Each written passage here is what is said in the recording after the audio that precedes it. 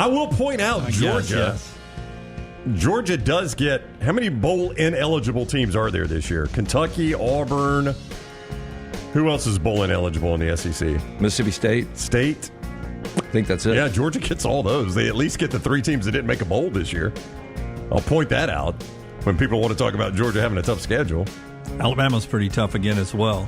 Auburn starts off in the Big 12, 3 road games with 2 home games in there, but they're at Baylor, they're at Oklahoma, they're at Texas A&M.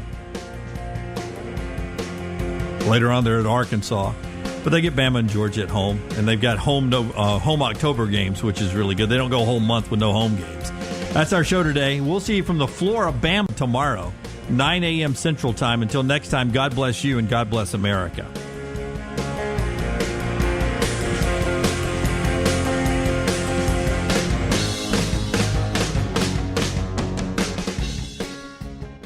By now, you guys know how I feel about my fashion. However, did you know that I care about your fashion choices?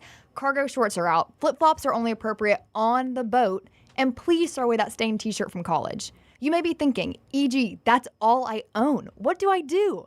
Here's what you do. Go to nextround.store and fill your cart with a wardrobe that is approved by me. Stock up on logo t-shirts, hoodies for football season, and hats for every day of the week. Trust me on this one and head over to nextround.store to get stocked up for this season. Here at the Next Round, we love our guests, especially our 2024 football regulars. Auburn and Alabama fans, we've got your guys. On Mondays at 9:25, we'll be joined by Alabama offensive lineman Tyler Booker, and Tuesdays at 9:25, we chat with Auburn quarterback Peyton Thorne. Join us and rep your team. Want more of the show? Download the app or visit nextroundlive.com for the latest podcast, The Mystery Fifth Hour, our Not For All Ages podcast, The Last Call, and the entire Double Down Media podcast family. All at nextroundlive.com and on the Next Round app. Just because you've quit going to the gym, it doesn't mean that you have to quit gym altogether. Dunaway, that is. With our Next Round podcasts open 24/7, 365, you can access gym anytime you'd like. While you may have done away with your treadmill routine, our version of Done Away is standing by ready to get you back to your absolute best. Find all that lovely Jimmy D-led content on Spotify, Apple Podcasts, Google Podcasts, and in the podcast section of nextroundlive.com. This message is sponsored by Jimmy Crypto Inc. and Jimmy Crypto for President. The World Wide Web is a large place. Find all your favorite people and content in the same spot. Nextroundlive.com is full of wonderful tidbits about the show you know and love. Find our gear, listen to your favorite personalities, follow our socials, and enjoy your trip to nextroundlive.com. From the creators of The Next Round comes 2 new sites, covercrimson.com and thebarnauburn.com. 2 team sites with the same excitement and information-driven content that you get every day on The Next Round. Live daily shows, recorded shows, free of charge, plus premium content with insider information starting at just $1. And it's the perfect gift for the Alabama or Auburn fan in your family. CoverCrimson.com or thebarnauburn.com. Sign up today. Hang out with the Next Round on the go. Whether you're driving to work, running errands, sitting on the beach, or you just need a break from the real world, we can keep you company. Check out the Next Round, Mystery Fifth Hour, and our other shows on your favorite podcast app. We'll meet you there. Happy football season. At the Next Round, we strive to make our loyal listeners feel like they're a part of the action all season long. My name is Emily Grace McWhorter, and I do that by bringing you along for any given Saturday in Auburn or Tuscaloosa. From pregame warm-ups, touchdowns that make you feel a part of the play, and everything in between, our goal is to make you feel like you're inside Bryant Denny or Jordan Hare. Follow along on our social media at Next Round Live on Instagram, X, and Facebook. Also, check out thebarnauburn.com and covercrimson.com while you're at it. Here's to fall Saturdays. Start your day online with our website, nextroundlive.com, for the latest videos, podcasts, and college football stories. It's also a great way to stream the show or shop in the Next Round store. Stay connected by visiting nextroundlive.com. Take TNR on the go with a podcast built for your satisfaction. Miss Hour 1? Find it in podcast form. Miss Hour 2? Stream it now. Miss Hour 3? Download it for later. Miss Hour 4? Well, just know it's never coming back. Listen to TNR wherever you find podcasts. Take the Next Round anywhere you go with official Next Round gear. Buy yours today at nextround.store. Everything Next Round is on demand now in the podcast section at nextroundlive.com. Jim Dunaway, Lance Taylor, Ryan Brown, Live from the Birmingham Racecourse Casino Studios, the next round, presented by Bud Light, is on now. 10 o'clock on the East Coast, 9 o'clock in God's country here on the Gulf Coast. We are back at the Flora-Bama. It's our appreciation weekend for all the men and women who serve in the U.S. military, who have served in the U.S. military. We're down here for, I believe it's our third straight year to celebrate America's game, Army, Navy, which is tomorrow. We'll have a specialty show tomorrow, but we kick off the football weekend, the Army-Navy weekend, in one of our favorite places, the Flora-Bama, down here on Alabama's Gulf Coast. And we can't wait to see some of you as you make your way through here this morning on your way to work or on your way to a weekend. Jim Dunaway, Lance Taylor, Ryan Brown, all the folks back in the studio, including Tyler and Forrester, E.G. and Little T handling everything on social media today as we get ready for a big college basketball weekend as Alabama and Auburn return to action.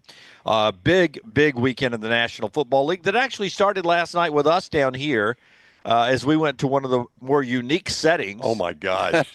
to watch a Rams game together, which is a rarity because, my history is a jinx. That's right. You were very quiet late, by the way. I know. Yeah, I don't know if Lance noticed that. That game was in the balance, and I did not want to be on the wrong side of history. But the Rams win, and they are, if you don't mind me saying, in a really good spot heading towards the playoffs if they can make things happen, which you maybe didn't think about when they were 1-4. Yeah, look, I mean, they've won now 7 of 9 games. I will say this. I'm going to remove myself because you guys know I believe in the jinx. Yep. I think the Rams, fully healthy, are the third best team in the NFC. Behind the Lions and the Eagles? Yeah, I really do. What order do you put the Lions and Eagles in? Probably Lions, Eagles. Lions, then Eagles, yeah, okay. Yeah. And then Rams. Stafford was off last night. Defense showed up. They were able to run the football with Kyron Williams. I think this Rams team, fully healthy, is dangerous. I really do. I watched an NFL game last night where one team only had 191 yards of offense. That's what the Rams did to the 49ers. You watched an NFL game where one team scored 44 points against maybe the best team in the AFC last week. And scored 9 last night. Yeah. I mean, figure that out. 12, now, yeah. 12, But what's exciting sucked. about that is you can win games both ways. There was nothing exciting about that. No, there wasn't. But from a Rams perspective, you can win with offense, which you beat one of the best teams in the NFL last week. And then you go on the road and you win with defense. So that's kind of exciting. We'll see what happens moving forward. But I'll tell you what that did for the 49ers, dropping to 6-8 and 2 full games behind the Rams with the headbreakers. I think the 49ers are done now. Bye-bye. Yeah. Like done, window closed, or done, they ain't getting in the playoffs this year, or both? I think both. I do too. Yeah. I think the window's closed. Yeah. So you guys are discussing that with Christian McCaffrey out. Always. He had one solid year last year where he didn't get hurt. Well, your best defensive player, I mean, look, they got a lot. I mean, Fred Warner's great, but Nick Bosa's always hurt. Always hurt. McCaffrey's always hurt. Yep. Yeah. Now, Purdy has battled it a little bit this year. Right. And he's, I think his rookie deal is up right now, right? So they've got to make that decision on him. And he's starting to look more like what his draft prospects were than what his season was. Had some horrible throws last night, including, it was bad weather, but still had some horrible throws last night. With McCaffrey sort of banged up, Kittle's getting old. Yep. Ayuk is out for the year. He's injured now. That's right. I mean, all of a sudden, all those weapons. And last night you had a player refuse to go in the game because he didn't start. So, I mean, you've start to see some cracks in the foundation of what has been, now listen, historically an amazing franchise. Obviously, but what has recently been one of the franchises you could depend on in the NFC. I'm not sure you could depend on. But I got to remind you, man, I'm old, and the last time they won a championship, I was on the floor of my my fraternity house with a Domino's pizza watching the 49ers beat the Chargers. Very specific memory. That was their last one, huh? That was their last one. The old drop shadow jerseys. They had white pants on. First score, I think, was Steve Young to Jerry Rice. It has been 30 years since they won a championship. That's pretty remarkable. It really is, and they're always in the mix. But, I mean, I tend to agree with you. I think the window is kind of closing, and I like Kyle Shanahan. We talked about this last night. I don't know what's going on with him, but Deebo Samuel bitched about not getting the football, and he right in his hands. That was the difference of the game. Yeah, like if he makes that catch, I think the Rams lose the game. That's a touchdown. So big win for the Rams. I'm going to tie this to college football in just a second, but go ahead. Well, I don't want to leave without talking. Can we talk about the bar? We have to talk about the bar because I'm a little off today, and I think and you guys have been doing a show with me for a long time. Very long time. You've seen me like this before. It's been a long time, though. Yes, it has. It has. And I decided to do shots last night like an absolute idiot. Well, can I just say only on big plays. You guys can frame this however, but that's why I'm completely off this morning. It was going to be, if we're only down 3-0, I'm going to do a shot at halftime. Yep, that's right. And then somewhere along the way in the second quarter, it became, if we get this first down, if we convert this 3rd and 1, I'm going to do a shot.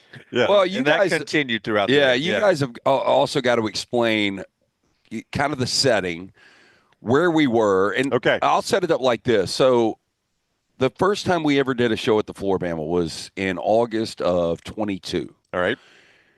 We got invited to do the Army-Navy game in December of 22. And I'll never forget, we came down on a Thursday night. The Rams were playing the Raiders. Steve Powers, who's got us all set up here, they were having their Christmas party. I came and met him here. And I was like, it's on Amazon Prime. I've got to make sure a bar's got it. So he called around because he knows everybody down here. Right. And there was one bar, Choppers, that had the game on, Raiders, Rams. I went by myself. I drove his truck, went and sat there in a bunch of Rams gear with a bunch of randoms and watched the game. And because we won, I was like, this is good luck. And we reached out to Steve again. Yep. Where's the game going to be? And he was like, Choppers. Choppers. Yeah, I mean, that's the only place that shows the Amazon games down here. I mean, Amazon complicates this, right? Not everybody has the Amazon game.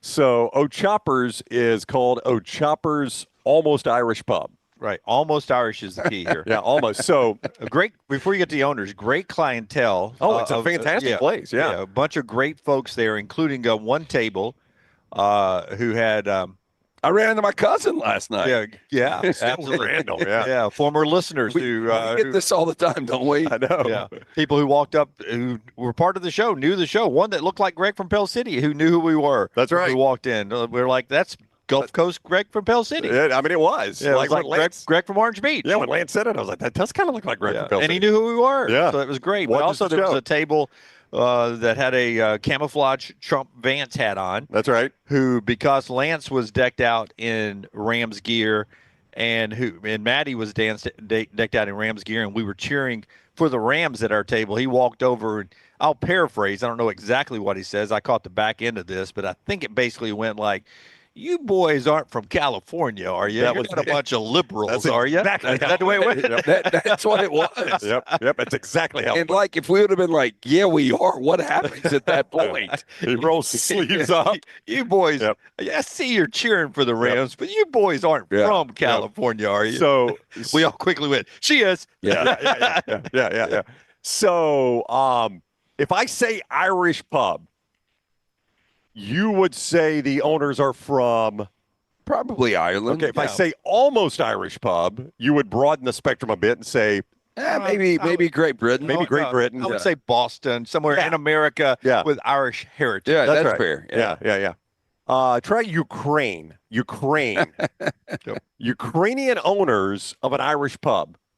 And they do like authentic Irish food too, like shepherd's pie. There was something I almost ordered to just see what it was. Oh yeah, I asked the guy last night, "What's witness protection?" No. I was going to say, Lance literally asked this guy from Ukraine. Yeah, with a thick Ukrainian accent. Understand, Dunaway? You think you understand 50% of what he says? Yeah. Okay. Thick Ukrainian accent. Lance, for me, not a word. Yeah. Lance looks him in the eye at one point and says, "So in witness protection, when they put you in a place like Alabama," I'm like, all right, Lance. Hey, he rolled with it. He was hilarious. Yeah. This guy had the best personality. He was so funny. Like, you could understand about 50% of what he said. Thick Ukrainian accent. "You want wings?" And I'm like, what kind of sauce? One sauce. One sauce. Four dressings, one sauce. Four dressings, one sauce. But the one sauce worked, right? It was phenomenal. It was delicious. They're great wings. Like, he told me later on, he goes, 13 to 14 years, we best wings in Orange Beach. It's like, all right. It's not really a high bar, I don't think. But 14 to 15 years. The 1 year that the other restaurant won it, they don't serve wings anymore. No, the place burned down. Place burned down. Don't know what happened. We don't know. We won next year, though. We won the next year. I mean, but this guy was hilarious, and like these two will kill me for this, but I ate the wings, and the wings are phenomenal, by the way. Great wings. Yeah, I had them too. They were really good. I have nothing bad to say about them. Yeah, and I wanted dessert, and I said, "What do you have for dessert?" Wings, one sauce. Yeah, that was his exact answer. Well, there's a milkshake place next door. Yeah, who clued you into that? Jimmy Dunaway clued me in. He's like, "Brownie, there's a milkshake place next door," and they were lined up out the door when I got here. So I call over the Ukrainian owner. I was like, "Hey, would you mind if I go next door and get a milkshake?" "No, milkshake's great next door." And I was like, "Okay." So I go over there and they're already closed. So I come back. He goes, "Where's your milkshake?" And I said, "Yeah, they close." "What time they close?" I said, "Well, they close at 8." And so when Lance started he tells the owner, he's like, "Hey, if they score right here, I'll do a shot." Boy, he was just fist bumping. Yeah, he was fist bumping. He was bringing Jaeger, and I was doing Rumpelmints. Yeah, so he brings the shots over and he hands me one. He goes, "Here's your milkshake." Here's your milkshake. I was like, "I'm going to pass on that. Thanks, boss." Yeah. Oh, what a nice guy, though. Choppers, if you're ever down here, it's a cool spot. I told you guys, like, if I lived around here, I'd go hang out. Dude, I might just start watching Rams games there. We're 2-0. I know. Oh, Choppers. Yeah. I mean, seriously. I will tell you, I was more nervous when you asked him about witness protection. Because I watch enough movies where I know about the Russian mob than I was when the good old boys asked us if we were liberals from California. I know. I feel like I've seen that fight before. I didn't want to, walk to my car and find somebody waiting on me with a chainsaw. The only reason you were nervous is there is some reality in that. Like, yeah, I mean, it was a legitimate question. He laughed and said, "Nobody will find you in Alabama," is what he said. Alabama, nobody will find me in Alabama. Yeah, it was crazy, man, but a cool spot, really nice people. I know we're making fun of. He was doing all of this in good humor. I mean, the guy's a funny dude. Yeah, it was. It's just a great time last night, and the Rams won, so that was great. And it's a wonderful weekend coming up in the NFL, which includes, for the first time since 1985, you'll have two games that pairs up two teams with double-digit wins. This hasn't happened since 1985. You got Bills and Lions, Super Bowl preview, and Steelers and Eagles going this weekend. All four of those teams have double-digit wins, and it's never had two of those type games this late in the season since 1985. That's hard to believe, man. 1985? Yeah, that's a long time ago. So a special schedule happening this weekend in the NFL. I got a tie into college football on the other side after we hear about a couple of our great sponsors. One of those, our friends at the Pants Store, before LT tells us about Rodney Scott's, our friends at the Pants Store getting you ready for the holidays. There's still time to order at pantstore.com. Pantstore.com. You get on there and order great Alabama and Auburn gear for men and women, the great sweatshirts and polos and all the great T-shirts and quarter zips that you want there, the hats, you get them all at pantstore.com. 6 great locations in Leeds and Birmingham, Huntsville, Tuscaloosa, and down in Auburn.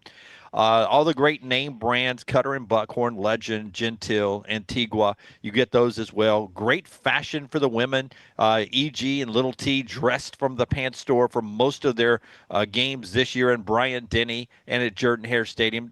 Free alterations, free gift wrapping. What more can you ask for the Alabama or Auburn fan under the tree this year? Pantstore.com, pantstore.com, and great food from Rodney Scott. Yeah, absolutely. If you're planning your holiday meal, do it with our friends at Rodney Scott's. They serve James Beard award-winning barbecue. Support local this holiday season. Rodney Scott's Barbecue, locally owned and operated. If you're just looking for a great lunch or dinner this weekend, stop into one of those 2 Birmingham locations, Trustful, also Homewood. You can pre-order meals right now, RodneyScottsBBQ.com. You can place the order for the incredible spatchcock turkeys, homemade southern sides and desserts. Again, go online today, RodneyScottsBBQ.com. Okay, some confusion here in the chat room and also on Twitter saying you're not 100%. What did you mean by that? You're just a little shaky from the game last night. No, I don't do shots anymore. Yeah, and for last night. Yeah. And so you guys have done shows with me where I come in, I'm not 100%. After the first hour, I'll warm up. Is that a warning that that's not going to happen today? No, it will. Okay. I just, it's okay. I'm a little out of sorts. So if this was baseball, you would have come to me and you'd say, Skip, let me pinch hit today. Platoon day, I'll be ready late. 1,000% could have stayed in bed till noon. Yeah. There is a reason. People probably don't believe this about me. There is a reason that I have tried to slow down on my party. Yeah, guys, you have. Yeah, 100% you have. But a lot of people don't believe that. I mean, they're not around. But you guys have seen it. But last night, I was so nervous about that game. And, cat out of bag, I'm going to New York next week to watch the Rams. Right. The game wasn't going to mean as much if they didn't win last night. Playoff hopes would have been slim. That game less meaningful in New York if they had lost last night. Now they basically control their own destiny. Right. Look. And New York would be a big win. Yeah, God, family, us, and Notre Dame football, and Rams football. I mean, it really isn't my circle of trust. You guys know that. I do know that, and I care way too much, and that's why I understand Alabama, Auburn, Tennessee fans how crazy they get. But that was just a really important game for me last night. So I got a little out of whack last night. I'll get my. You had no problem pouring shots for Brown and me when we got back to the room. I know. You made us do a celebratory shot. I know. Cheers to the Rams. But I will be back. I'll get back in line here in a little bit. I'd like to know. I mean, I've seen EG and Little T do shots and not do it. I've never seen EG do a shot. No. I told Little T she was the most fun her first week with us. Yeah. She was just nervous. 2 years ago. Yeah. You never seen EG do a shot? No. Like Talladega Boulevard? No. Okay. Mm-mm. Anyway, I've seen Little T do a shot. She doesn't. I shake after a shot. Is that a normal thing to do this? I don't know if that's normal. To do this? Does anybody else do that? Like shot and Oh yeah. Shake it off a little bit. I thought you meant like you got the shakes. No. You sort of go. Yeah. So that's normal. Some people do that. Yeah, that's normal. Yeah. I didn't see you guys do that last night. I did mine. Have to shake it out. Yeah, me and the Russian, we really didn't do that, which is probably he went a problem. He went shot for shot. Yeah, he was not fazed by it, and continued to run his. And he was a little dude too. He's thick though. Yeah. I wouldn't want him in a street fight. No. Ukrainian weightlifter. I mean, he could dismember a body, or as some people would call him, a trigger man. All right, here's the college football tie-in. Trigger man.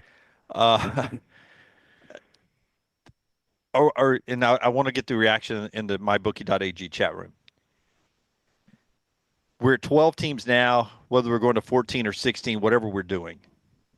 Are we to the point, as college football fans, that we'd rather have some way to play your way in without any rankings, polls, selection committee, any of that, whatever that entails? And I say this with a lot of our audience being Alabama fans, where a lot of times you've gotten the benefit of the doubt over the years. So you have a little street cred. Some programs don't have that. So here's the big question. I want y'all's answers, but I really want it in the chat room.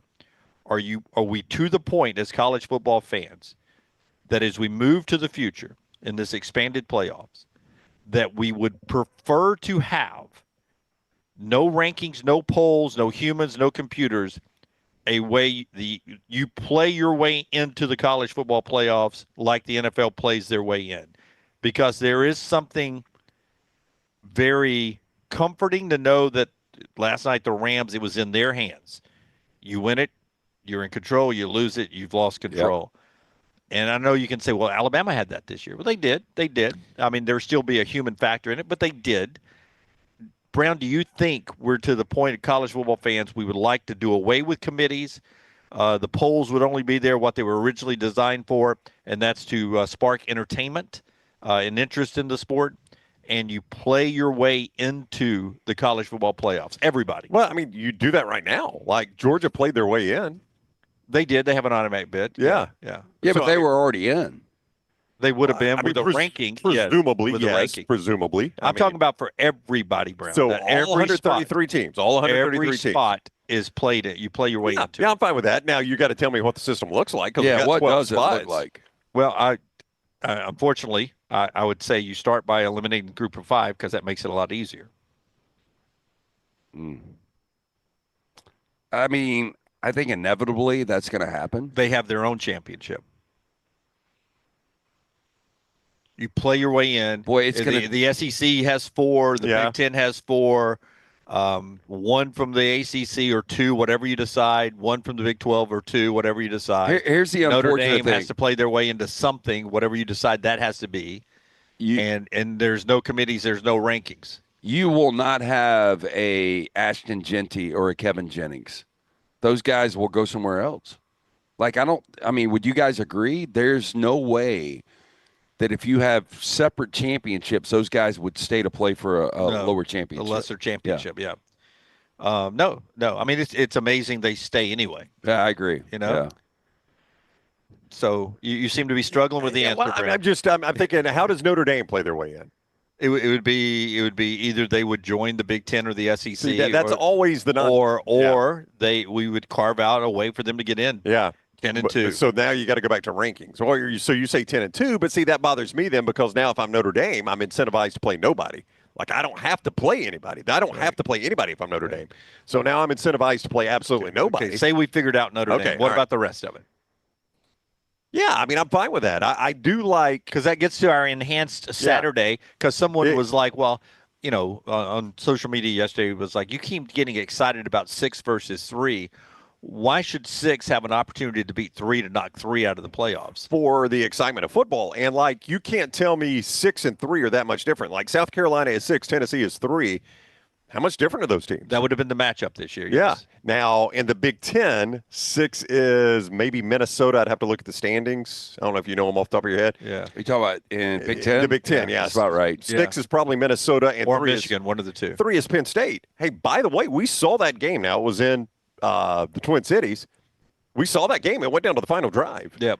6 could play with 3, at least in that one game. Yeah, the only problem is if 3's already beaten 6, why do you have to do it again? That does feel weird. I would agree with Lance. So let's say Tennessee and South Carolina played in the regular season. I know. Yeah, but why do you have to go beat my Buccaneers? See, but I've always hesitated in saying, well, the NFL does it, so let's let college football do it. I love both sports, but they're 2 different sports. So and I know the NFL is the model. I get it. Everybody wants the success they've got.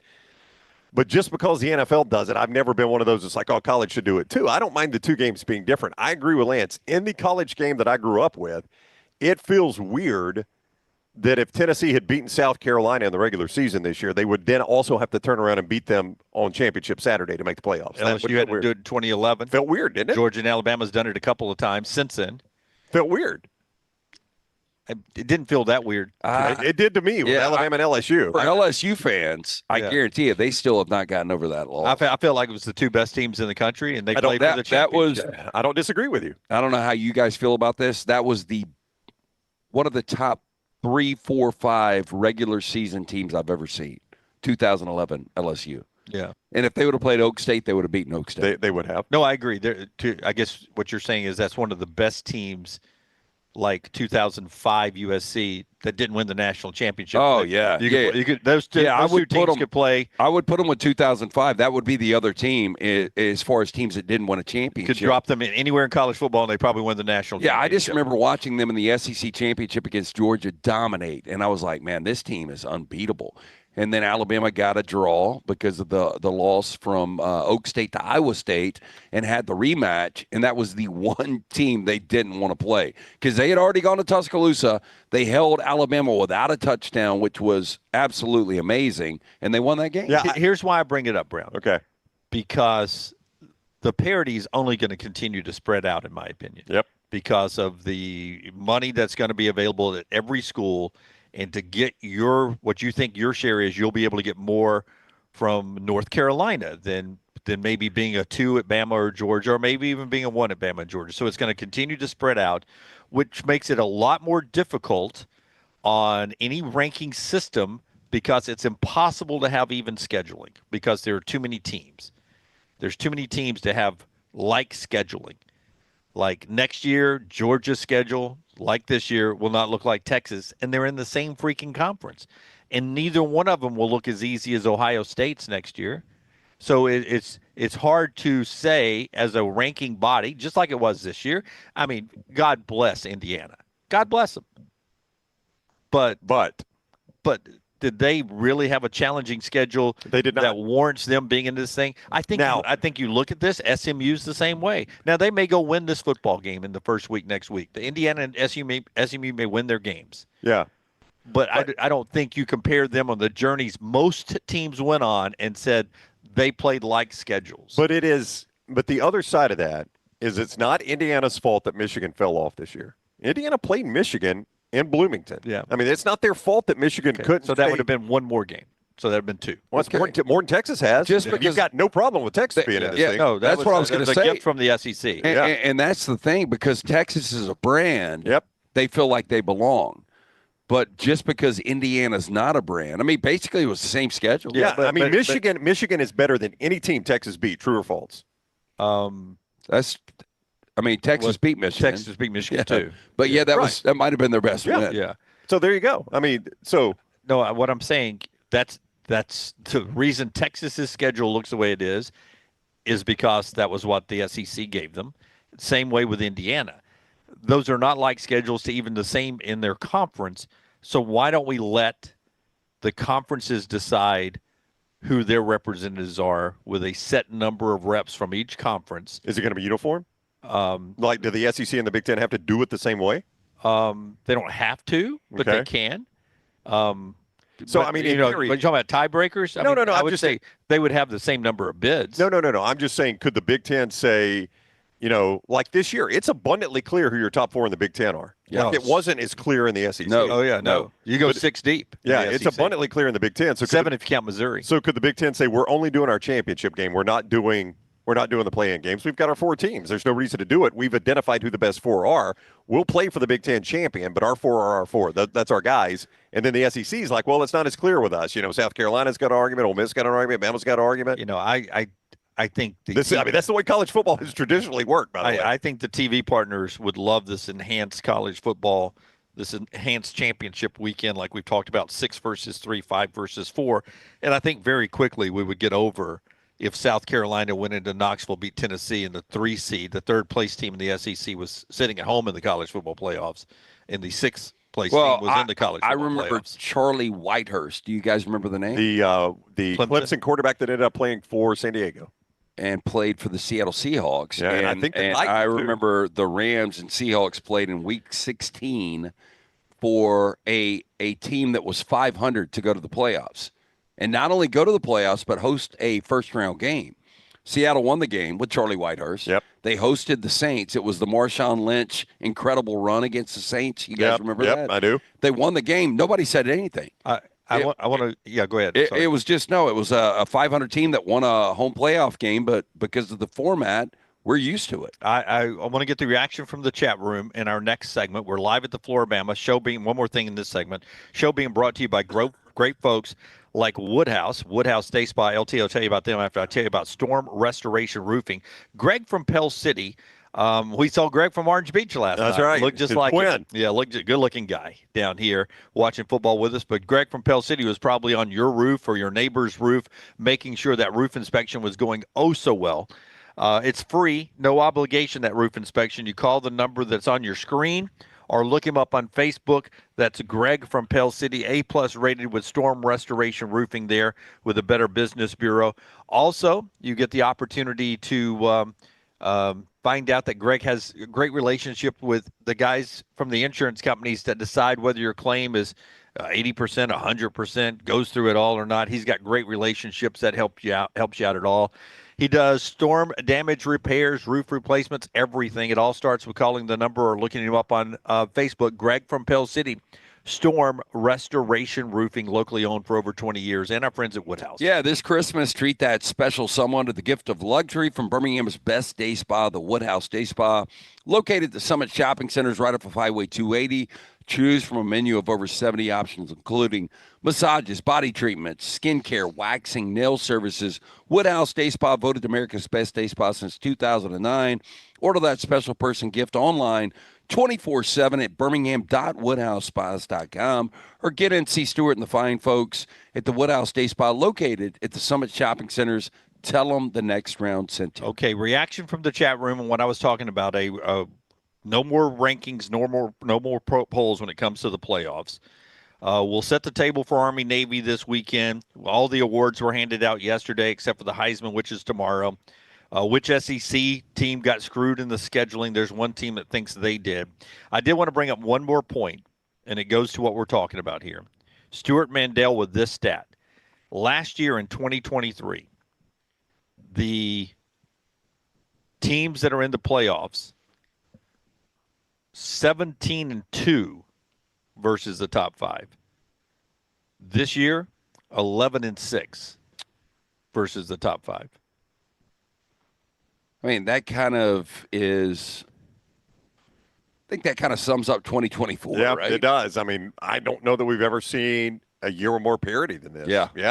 That is – I don't know how to qualify this statistic, but, I mean, it does – Lance is right. It perfectly sums the season up. Yeah. Alabama, LSU on the outside, teams like Indiana, SMU on the inside. Yeah. Doesn't make any sense. So parity is moving its way around college football, and that ain't changing. All the reaction, what Belichick said yesterday, and a lot more. Show being brought to you by our friends at Johnston RV Center, johnstonrvcenter.com. I-65, exit 304 in Coleman, 334 in Decatur is where you find Johnston RV Center. You could go see American and RV from Johnston RV. Right now, travel trailers as low as $145 a month. Great price on those. And you could see America in one of those. You can see America in a fifth wheel. $45,000 of savings and more at Johnston RV Center.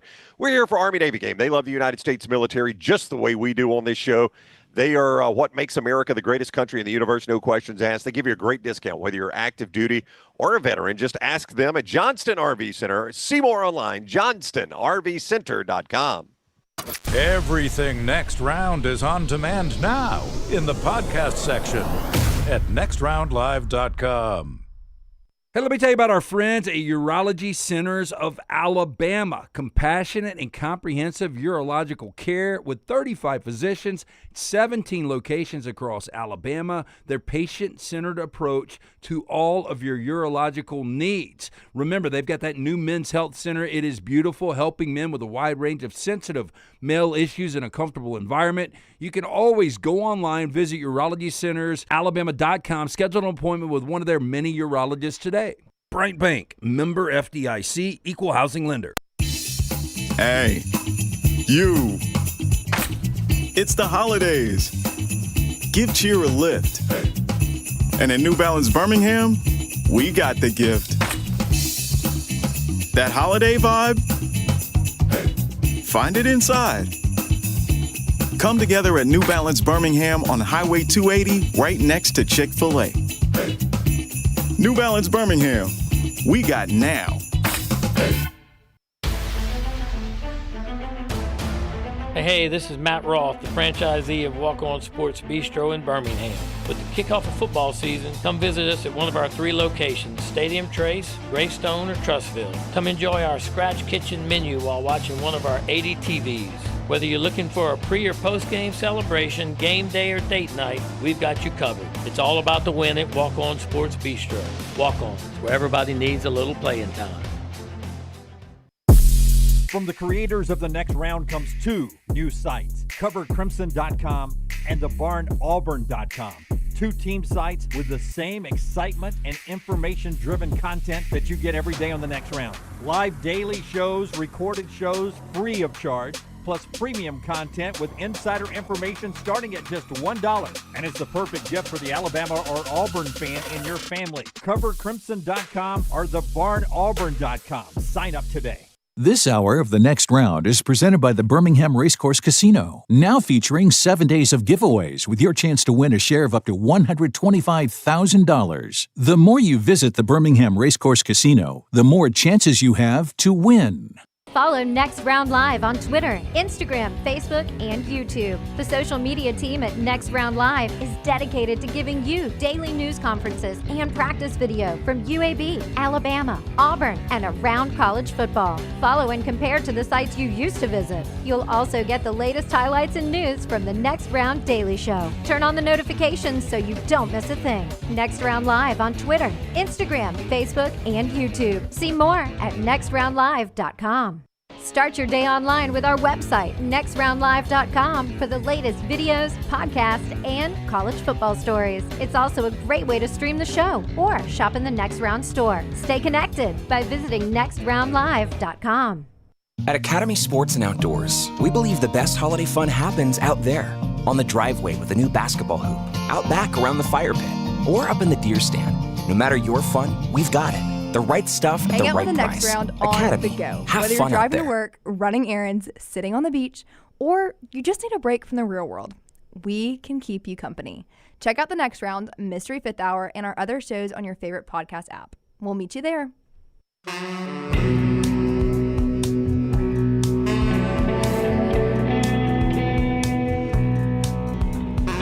Back with you on the Next Round, live from the Flora-Bama. Brownie, tell everybody what we're doing here at the Flora-Bama, what happens today and tomorrow down here. So it's always an entertaining time at the Flora-Bama, but especially this weekend. It is Army-Navy game, and as you know, because the military base is nearby, there are a lot of active duty and veterans that live here in the area. And in fact, I hope it's going to work out. Colonel Dan Vogel, retired United States Army colonel, is going to try to join us at 11. He's unfortunately had something come up in his schedule. I know we've teased that today, so I apologize if it doesn't happen. If not, he'll be with us on the show tomorrow at noon. But he works here. Some of the owners are veterans. They employ a lot of veterans here. They do something really, really cool on Thanksgiving. They do a covered dish for all the military, Jim, that like – people in the community just show up here in the tent that is out there. They all bring a covered dish for Thanksgiving, and they have a Thanksgiving meal with the members of the military that are away from their families serving here in the area. Can't go home. So the Flora-Bama is always generous, but they have there's such a big military community. This room that we are in, and I know you can only see us, but this is a very large room. The main room here at the Bama will be full of active duty and veterans tomorrow watching the Army-Navy game. So we come down for it every year. It is a great, great event.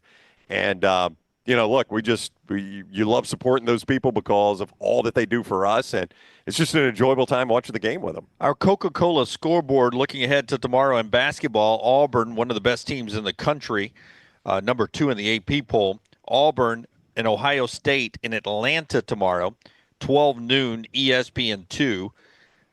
Great name game, but Ohio State 6-3. They're off to their Big Ten. They're 1-1 in the Big Ten. I just have a feeling I don't think you can give Ohio State enough points in this game. Feels like an easy Auburn win in Atlanta. Alabama playing Creighton at home tomorrow night, 7:30. That one tomorrow night in Tuscaloosa. Creighton, I don't think's ranked anymore in the AP poll. They're but not. Do you know where they are in the 42 in the KenPom, and Ohio State, I believe, is 28 in the KenPom. Yeah. wow. A little side note, That though. surprises me. Kalkbrenner, who is Ryan Kalkbrenner, one of the best players in all of college basketball. Feels like he's been there 5 years. Yeah, Big East, player of the year going into the season. He has been hurt. He is back 100% healthy. They are a completely different team with Kalkbrenner. So he's back tomorrow night Yes. against Bama Yes. for them, and that's one reason they're at 42. Yes. So they're not the 42nd team they in the are country. not. Okay. They are the team that we saw beat Kansas. What surprises you, the Ohio State's 28? That Creighton was behind. Oh, but yeah. I was not aware Kalkbrenner Yeah. had missed so much time. Yep. Yeah. But they had beaten Kansas at one point, correct? Yep. Okay. When he came back. Well, yeah. So here we go. This is two good games. It is a legitimate top 15 team. Okay. Tackle game day with a great taste of Coke Zero Sugar. Is it the best Coke ever? Try and decide. All right. And also some great games tomorrow in the SEC we'll talk about a little bit later on, and about those contests both in Atlanta for the Tigers and in Tuscaloosa for the Tide, and we'll have those games covered for you on our social media platform at Next Round Live. Keith, set those alerts everywhere, by the way, including on YouTube. Thumbs up there, but the alert helps you know when we're live, when Little T or me or EG or Ryan or Lance are live throughout the basketball season. So important. And we'll be in Tuscaloosa, Little T and I tomorrow night for Bama and Creighton in that virtual top 15 matchup there. All right, back to the mybookie.ag chat room and what we're talking about. Are we as college football fans to the point where we want to see basically the NFL model where there's no poll, no rankings, no selection committee. You play your way into the college football playoffs? Mike G says if Indiana or SMU or Clemson or Boise State or Arizona State, if they were in the SEC, they would dominate and still go to the playoffs. Agreed? Little tongue-in-cheek there. Yeah, I disagree. Basically what he's saying is those teams feast on weaker competition. Yeah, I mean, I don't know how you guys feel. I think those are probably 8-4 teams. Look, this year was completely different. Let's not forget that Vanderbilt won 6 games. Yep. And, week in, week out, like Arizona State – on a certain Saturday, this sounds crazy, could beat Georgia. Oh, yeah. And the way Georgia's played at times this year. But see, I think Vandy ended up where I think Vandy was a 6-6 team. And they beat Alabama when Alabama was number 1 in the country. But the grind of week in and week out of the competition you play in this league, it's I think it adds up on you. It can wear and tear on you. Vol fan 205. Now, Vol being very key in that. His team is in the playoffs, and I'm not saying he would think differently if they weren't, but you do wonder, do you think differently when your team's in the first playoffs? He says 12 is the perfect amount of teams. It's not that you couldn't get 16 decent teams in the playoff. You couldn't get 16 competent coaches for the playoffs. Yeah, maybe. That's probably true. But the point we've made is if you added 4 this year, like there may be years where you look at 16 and say, boy, we have got some dead weight at the bottom of this. The bottom of this playoff would be Miami, Alabama, Ole Miss, and South Carolina. I mean, that's 4 good football teams. But see, go back. I'm not saying a number, 12, 8, whatever, 16, 24, whatever you want to do. I'm just saying eliminating the selection process to where you play your way in. To where, we'll use Alabama as an example. Why was the discussion in the end about Alabama and SMU and not about Ole Miss and SMU or South Carolina and SMU? It seemed like it came down to Alabama or SMU. Well, it's brand. It was brand. Alabama was getting the benefit of the doubt, right? Do you guys believe if South Carolina, Ole Miss, or Alabama played in the Big 12 or the ACC, any of those 3 teams would have won that league this year? Yeah. I think they would have. The Big 12, yes. The ACC, yes. Yeah. I mean, SMU would they be undefeated. unbeaten? I'm not saying they would be unbeaten. No. Yeah. I mean, if they played SMU's schedule.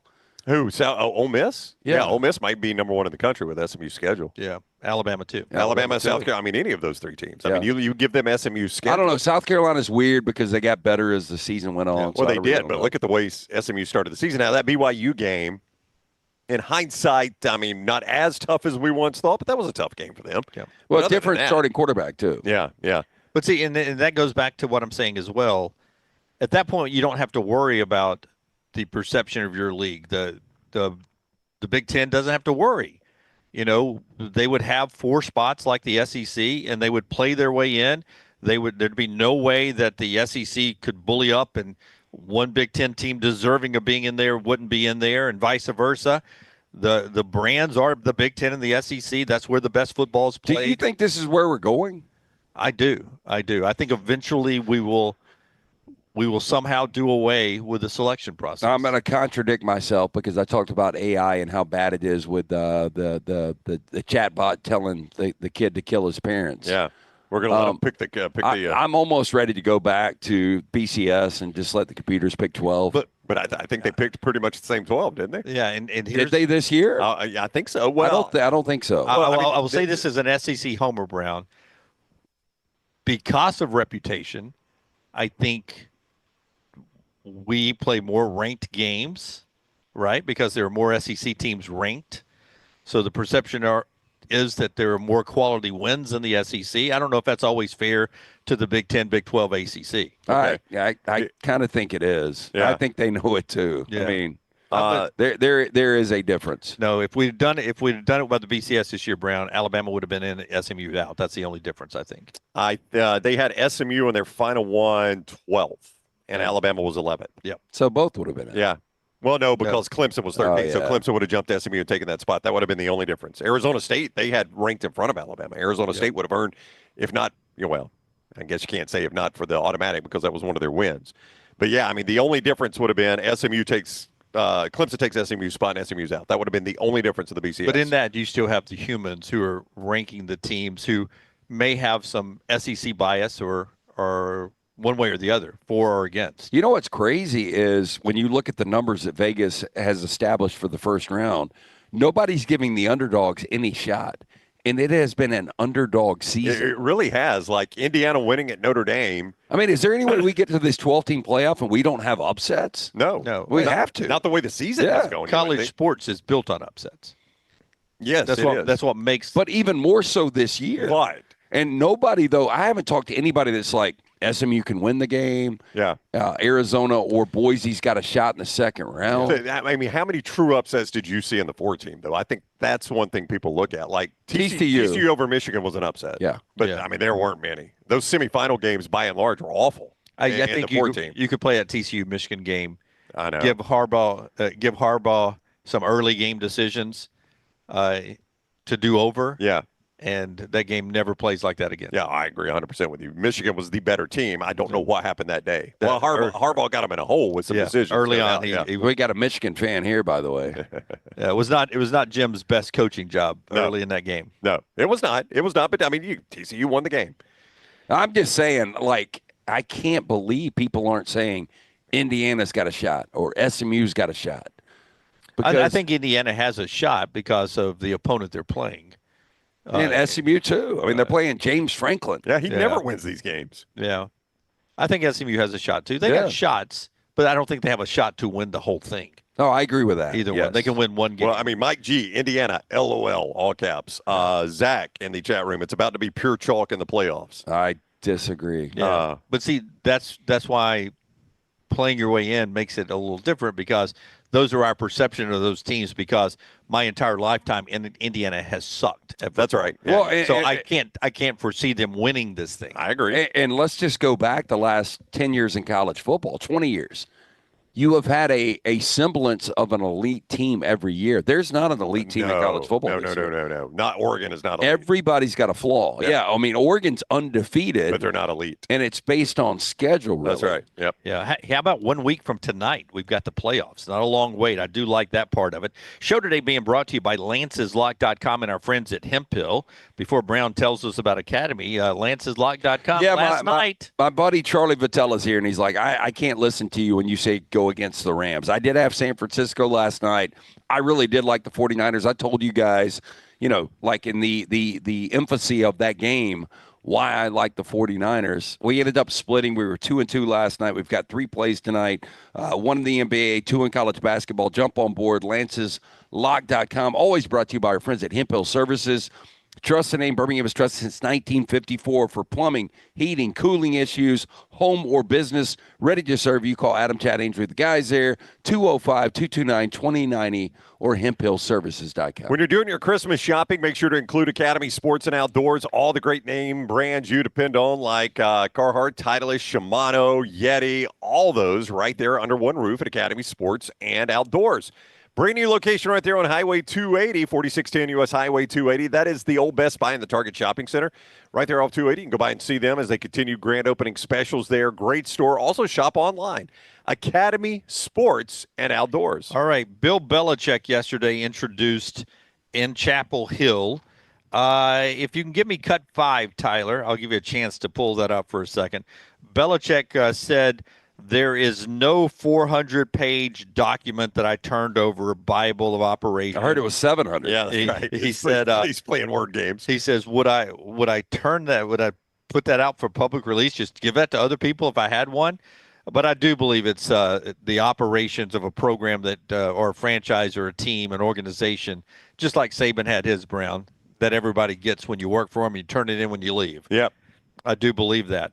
Bubba Cunningham, the athletic director, says, and I think this is important, he says that next year Bill Belichick will continue with his spot on Pat McAfee and continue with his spot on the Manning cast. That it's important to Bill because it has young audiences and it's important in recruiting and brand. Well, I mean, Nick Saban did Pat McAfee, so I mean, there's no I think it's a great idea. I'm with you. Yeah, it's a young audience. The Manning cast appeals to a younger audience. That's great recruiting. I don't disagree with you. You're going to see that Bill's going to want to do this a lot like Nick was doing it, right? I would think. Because Nick was doing it a lot like Bill did it. That's right. Right? Why would you not? These two are going to be like-minded in a lot of things. I'm going to give you a chance to answer this differently. But I asked in 4 Downs earlier this week, better chance of winning a conference championship or playing for a conference championship in the next 3 years, Colorado or North Carolina? You went Colorado. I forgot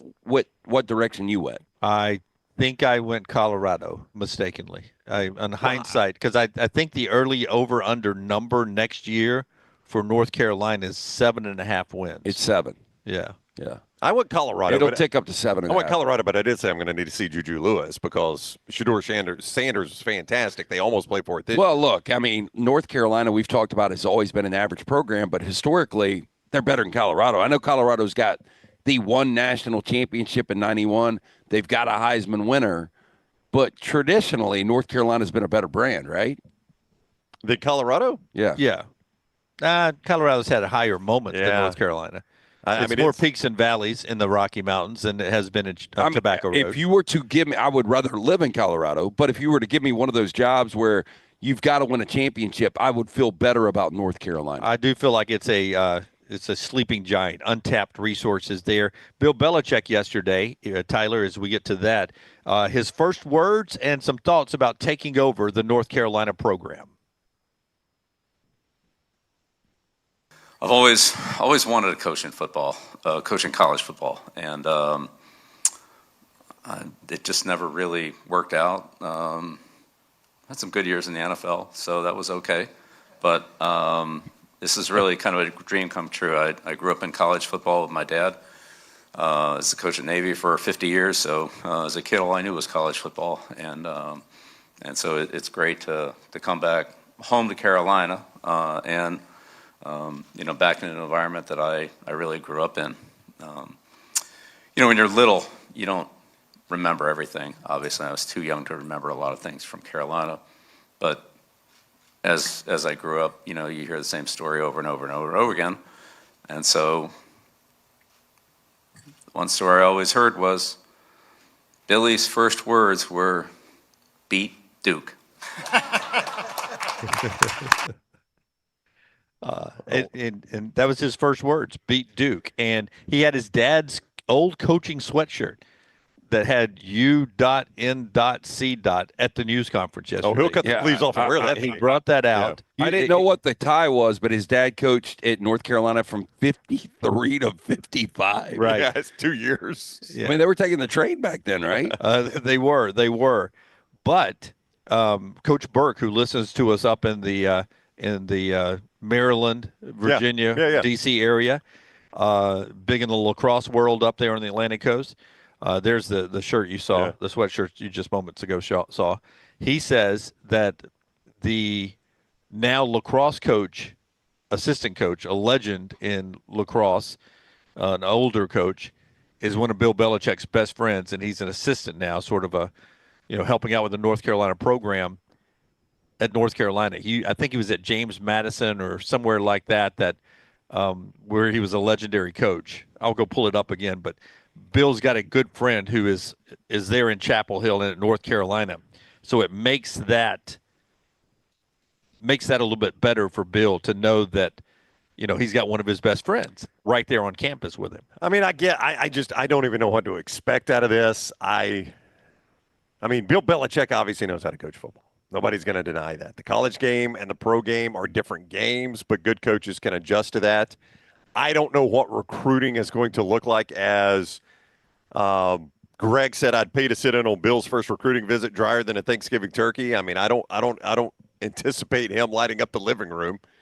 I mean, it does feel like it's going to be pretty dry when he goes and it does a recruiting visit. Something he's never had to do. You didn't have to do recruiting visits in the NFL. Dave Petramala is one of Bill's best friends, was a legendary coach at Johns Hopkins and is now helping out the North Carolina program. So he's at the end of his career helping out UNC. Mike in the chat room calls him Blue Chew Bill. It's not a bad nickname. No, that's Blue good. Chew Bill. King says Bill will not last 5 years. Not a guy you want at that program. Damn, life expectancy 74. Yeah. Well, to what based on that? I think he means as coach. Yeah. Well, I will tell you that, Brown, it is interesting. It's a $10 million buyout until June 1 of 2025, when then it's a $1 million buyout. When is 2025, Jim? That's next year. So that's before he ever coaches a game? Yeah. The buyout drops from $5 million to $1 million before he ever coaches a game. From $10 million to $1 million before he ever coaches a game. $10 million to $1 million. What does that tell you? That tells you that, to me, that when the NFL cycle opens up here in a few days, they put the $10 million in so they know they can have him for 1 year. That's right. And then when the NFL cycles open next time, it's only $1 million for him to go to the NFL. And keep in mind, he's 14 wins away from being the all-time winningest coach in NFL history. So I heard Adam Schefter, who I think you guys respect. I mean, he obviously has got his pulse on everything. He said, I think Belichick would like to break the record, but it's not like a priority. I think if he gets the right opportunity, he will go do that before he taps out. Possibly. I mean, how many guys are recruiting against him with his age? Oh, I think all of them. I think every one of them. The two things they're going to say is there's a reason he wanted his buyout reduced starting June. Yeah. They're going to sell that to families. Like, do you think this guy's committed to you? He won't even commit to North Carolina. I don't think it matters, though, based on the money he's got to spend on these guys. Like, okay, he's not going to be there in 5 years, but I'm getting $5 million. Yeah. I don't care. That's right. That does help. That's right. But I mean, I don't think if he, I mean, it would take him 2 or 3 seasons in the NFL to get to 14 wins. Whatever job he takes over is not going to be a ready winner. I don't think a ready winner is going to hire him. Probably 2 wins. Or 2 years. All right, 2-7. Yeah. 2 7-win seasons, and he gets there. So I mean, it is. I don't know how much that drives Bill Belichick. I guess if I were that close, I would want the record. You don't like your coach in Miami anymore. I mean, Mike McDaniel, I think, is on the clock. They've got to win the rest of their games probably to make the playoffs. If he misses the playoffs this year, I think his job's in jeopardy. I do not want Bill Belichick to answer the second part of that. With that location, with that roster already, you would not want Bill Belichick? I would not want Bill Belichick. I wouldn't either. No. Would you? No, I wouldn't either. That's why I he mean, didn't get look, a job. You're the one that, well, I mean, both of you guys. I think I've honestly got an established coach. Oh, you do. But both of you guys, I wouldn't want Belichick. No, I would not want Bill Belichick. I feel like I'm getting great value, Bill Belichick. I'm not getting name brand Belichick. And honestly, I remember Jerry Rice is maybe the greatest receiver of all time. I don't remember Seattle Seahawks Jerry Rice.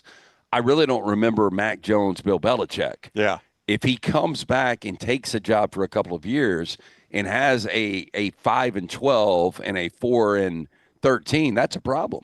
Yeah, you're right. I've got to get to Todd Fuhrman here at the top of the hour. We'll talk to Todd. We're at the Flora-Bama. By the way, the first hire that Belichick made, even though his son we knew is coming as the DC, was Freddie Kitchens, who was the acting interim coach, the former Alabama quarterback, one-time head coach of the Cleveland Browns. That's right. Belichick keeping Freddie Kitchens on the coaching staff there. I would have thought Freddie by now would be a head coach at some level. Yep. I mean, this is a guy that is well respected. You ever seen him throw a punch? I have. I've seen a bar spill out into a highway because of him. Before LT tells us about Inverness Country Club, Brownie, tell us about our friends at MyBookie, mybookie.ag. All those comments in the chat room and your chance to bet on an FCS game tonight. Idaho and Montana in the elements, 8 o'clock ESPN tonight. Oh, what kind of snow we getting? Do you know? I don't know if there's snow or not. You're just assuming? You're just assuming it's snowing. You're assuming it's elements. Yeah. Grizzly want to take the Vandals to the train station, though, in Montana tonight. MyBookie.ag, code next round. MyBookie.ag, code next round. Right now in some of the postseason games, just a quick line update. SMU, let me start Notre Dame at home on Friday night. 1 week from tonight, 7.5-point favorite over Indiana. Penn State at home, an 8.5-point favorite Saturday against SMU. Texas, an 11-point home favorite against Clemson, and Ohio State still a 7.5-point home favorite against Tennessee. All those games right there at mybookie.ag. When you use code next round, that's for your bonus in the sportsbook area. They will give you a 50% deposit bonus. You make your deposit, they bonus at 50% up to $1,000 right there in the sportsbook. In the casino, if that's the one you want, use code TNR Casino. You make your initial deposit, they give you a 300% deposit bonus up to $2,000 to use at the casino. So that's your codes when you log in. Code next round for the sportsbook, code TNR Casino for the casino. Bet anything, anytime, anywhere. MyBookie.ag, code next round, and code TNR Casino. Follow Scott Forrester on Twitter at ScottForresterTV. At Academy Sports and Outdoors, we believe the best holiday fun happens out there. On the driveway with a new basketball hoop, out back around the fire pit, or up in the deer stand. No matter your fun, we've got it. The right stuff at the right price. Academy. Have fun out there. Are you tired of buying your CPAP mask and supplies online only to be disappointed? It's time to visit CPAP Plus, your locally owned and operated CPAP shop that prides itself on personal service. Come see what you're buying at CPAP Plus with 3 convenient locations in Pelham, Highway 280, and now open in Trussville. Drop by for a free CPAP checkup and free filters, no appointment needed. Plus, sign up for their giveaway for a chance to win a free travel CPAP machine. Just Google CPAP Plus or visit any of those 3 locations. Hey, you. It's the holidays. Give cheer a lift. And at New Balance Birmingham, we got the gift. That holiday vibe? Find it inside. Come together at New Balance Birmingham on Highway 280, right next to Chick-fil-A. New Balance Birmingham, we got now.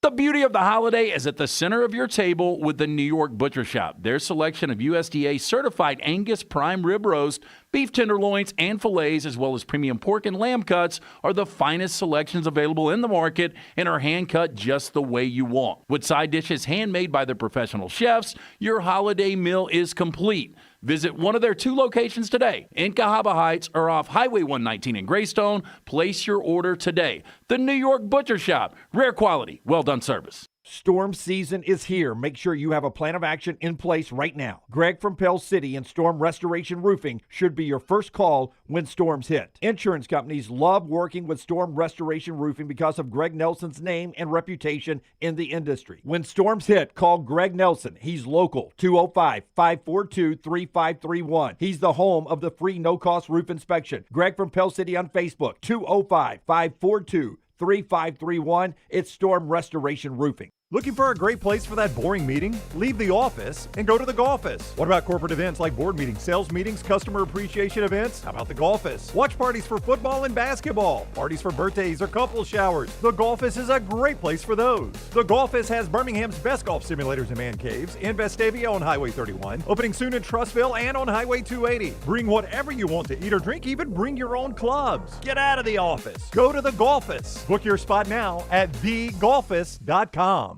By now, you guys know how I feel about my fashion. However, did you know that I care about your fashion choices? Cargo shorts are out, flip-flops are only appropriate on the boat, and please throw away that stained t-shirt from college. You may be thinking, EG, that's all I own. What do I do? Here's what you do. Go to nextround.store and fill your cart with a wardrobe that is approved by me. Stock up on logo t-shirts, hoodies for football season, and hats for every day of the week. Trust me on this one and head over to nextround.store to get stocked up for this season. At Academy Sports and Outdoors, we believe the best holiday fun happens out there. On the driveway with a new basketball hoop, out back around the fire pit, or up in the deer stand.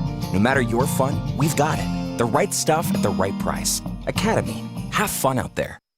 Twin Peaks is the best in the game. Here, you're in the red zone for every college rivalry and divisional matchup all season long. I mean, where else are the scenic views as good as your view of the game? Only at Twin Peaks, the #1 sports bar. Is Coke Zero Sugar the best Coke ever? That's a bold question, but it's got that irresistible taste to back it up. Well, one thing's for sure, when you've got an irresistible tasty match like zero sugar and 0 calories, something sensational is bound to happen. It's too bad you can't taste with your ears, because this Coke Zero Sugar tastes amazing. You know, it's hard to put into words, and that's my job. You'll have to take a taste for yourself. Coke Zero Sugar, best Coke ever? Try and decide. Jim Dunaway, Lance Taylor, Ryan Brown. Live from the Birmingham Racecourse Casino Studios, the next round, presented by Bud Light, is on now.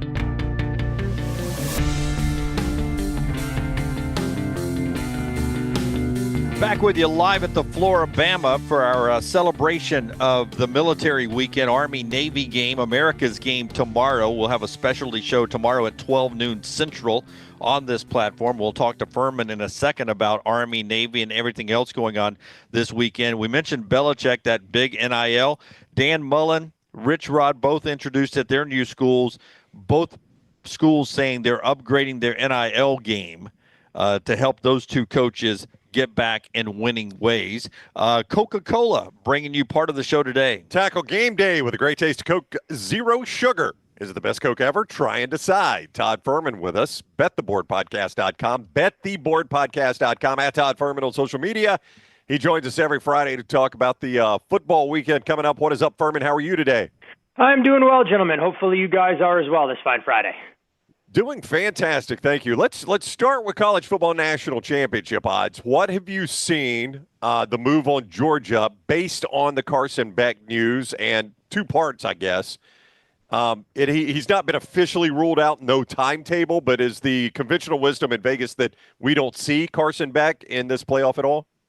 That is kind of the general thought process that's out there, and it's part of the reason we've seen the odds on the Bulldogs drift out to that 5-1 range. What I think is most interesting, that what might surprise some people who don't keep up with the betting markets, is if we're looking ahead to a potential matchup in the quarterfinals between Georgia and Notre Dame. Right now, Notre Dame would be about a 1.5 point favorite. If Carson Beck was healthy in that game, you'd be looking at Georgia as a short favorite. And despite the outrage on social media that Carson Beck was an inferior quarterback compared to Gunnar Stockton, and the only reason that Georgia was able to beat Texas was because they went to their backup, it still is a 3-point adjustment at minimum. The one thing I will say about the dynamic in play for Georgia's first playoff game, they'll have the element of surprise working in their favor. So it's going to be interesting to see how that market would move game week, whether it's Notre Dame that they'll face or the Cinderella story in Indiana if they were able to go into South Bend and pull off the outright upset as a 7.5 point underdog. Are you surprised at all of the public money that is coming on the Dogs in round one right now with Indiana, SMU, Clemson? It's kind of become the trend over the last handful of years. People looking to try and make a case for underdogs instead of blindly backing the favorites, which is more or less a complete 180 from what we've grown accustomed to in the betting market. The one thing I can tell you about those first 4 playoff games, and you throw in the 2 NFL games that'll take place on Saturday, books are going to need one underdog to win outright, whether it's on the college side or the NFL side, given that people are going to have a ton of 5 and 16 parlays going to all that football action over the course of Friday and Saturday. The underdog getting action that doesn't surprise me is Tennessee, and the reason behind that is given the recency bias. The last data point everyone saw for the Scarlet and Gray of Ohio State was them losing outright as nearly a 3-touchdown favorite against Michigan, all the concerns along the offensive line. But at the same time, it's a little bit of buyer beware, because if Ohio State can take care of some of the issues that have plagued them along that offensive line, this will be the most talented receiving room that Tennessee has faced all season long. And Ryan Day and Chip Kelly haven't been shy about saying they may need to be a little bit more aggressive throwing the football, knowing that's where this team is at their best. But I am definitely surprised to see SMU and Clemson garnering that kind of attention, given all of the negative narratives and the skepticism people had around the ACC resumes in general. We'll get back to the college football playoffs, maybe a little college basketball in the NFL with Fuhrman, but he knows everything. And I wanted to ask him about the FCS playoffs, which starts tonight. We're down to the quarterfinals. I don't know how many of these have domes like North Dakota State, but home team Montana State, home team South Dakota State, home team South Dakota, and then North Dakota State plays in the Fargo Dome. Do you look at weather for these outdoor games? It'll play a big role in a lot of these contests, and I think people who look at the game tonight between Idaho and Montana State go, both these teams should be used to the elements. It's not exactly balmy and tropical in Moscow, Idaho this time of year, but Idaho plays in a dome themselves. The Kibbe Dome, it's one of the more unique venues in the FCS, and they're going to be forced to go out in the elements tonight in Bozeman. Part of the reason that we've seen this number take off from 10.5 where it opened out to 14.5. The other thing about it, this total has actually taken some over money as well. Montana State, one of the more dynamic offenses that you're going to see in the FCS level, and it makes a world of sense that they've been bet up. Now, the interesting part about this game, I'm very curious to see if the next move will come in the dog, that we've gone through that 2-touchdown threshold. So something to keep in mind there. And as we look at one of the games, or at least closest on paper of this entire round between South Dakota and UC Davis, UC Davis being a little bit undersold, having to go out in the elements and play on the road at South Dakota. But this Davis team is extremely talented, and it doesn't shock me at all that they've been taking a little bit of money and think they'll close well below 6 for kickoff tomorrow afternoon. I feel like I can get value with Mercer, who played Alabama close, not really, at Bryant-Denny Stadium against North Dakota State, 2:30 on ABC Central Time. I can get Mercer plus 23.5. Yeah, big numbers. And again, it's a real separation of the has and have-nots in the FCS. When you're trying to look at the top teams that have really kind of created that level of separation with the Montana States of the world, South Dakota State, and North Dakota State. So that's part of the reason that we have 3 games in the quarterfinals where all the numbers are 2 touchdowns or greater. The Bears, if they're going to hang around in that game, it's going to be trying to handle, one of the trickier environments. Fargo Dome, one of the loudest buildings in the FCS level. So we'll see if Mercer can stick around early, but those kind of games have a knack to get snowballing against you. But I do think the Bears, as the number starts to inch towards 24, will start to take a little bit of money on game day.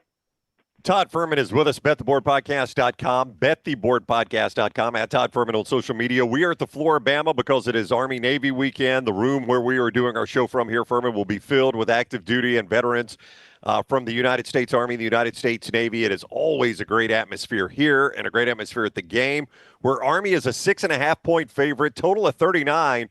What's the under streak, or maybe not streak, but like 14 last 15? Well, the under is normally the pretty good play here, right? That's what we've seen over the years, but keep in mind that the total has been adjusted down quite a bit over the last 5 to 7 seasons. So if you go through some of the head-to-head data, just to kind of put things in perspective, when this game was played on December 13th back in 2014, the over-under on this game was 55.5. Last year, we dipped as low as 28, and that was kind of rock bottom. So the market for Army-Navy, much more efficient. Odds makers aren't falling trapped to looking at season-long metrics and judging the points for and points against when they play teams that want to get out and do a little bit more in terms of moving it through the air. But, yeah, you'd be 8-1-1 going under the total over the last 10 matchups between these two programs. And as you kind of dig into some of these numbers, we haven't seen a game score more than 38 points in quite some time. So it's something that you want to keep in mind. At the same time, don't fall victim to the trap of these two offenses being mirror images of one another. They've been a little bit more dynamic in terms of their ability to throw the football this season, and Navy should get an upgraded quarterback. No knock on Braxton Woodson, who kind of took over late in the season, but with Blake Horvath returning, you'd expect Navy's offense to return to form that we saw a little bit more early in the season. And the unique circumstances for the midshipmen in this particular spot, they come in with a little bit of a rest advantage because Army had a fight through Tulane in that American Athletic Conference Championship last Friday. So a dynamic that we haven't had to factor into Army-Navy since they've moved it to this spot on the calendar. Fuhrman, a lot of people thought I was doing like a reverse jinx last night, playing the 49ers. I wasn't. I really thought the 49ers were a really, really good play last night. I like the result, but were you on my side last night? I was not involved in the game last night other than a player prop that I was rather frustrated to try and handle, and that was backing Deebo Samuel over 4.5 catches. The targets were there, the drops were there, and it did not quite get across the finish line. But that game last night was an interesting battle because we did see the 49ers open 1.5 when that number was first posted on Sunday night, down a touch from what the look-ahead was expected to be. Professional bettors drove it up to a field goal, and then between that 2.5-3 threshold, there was a lot of back and forth.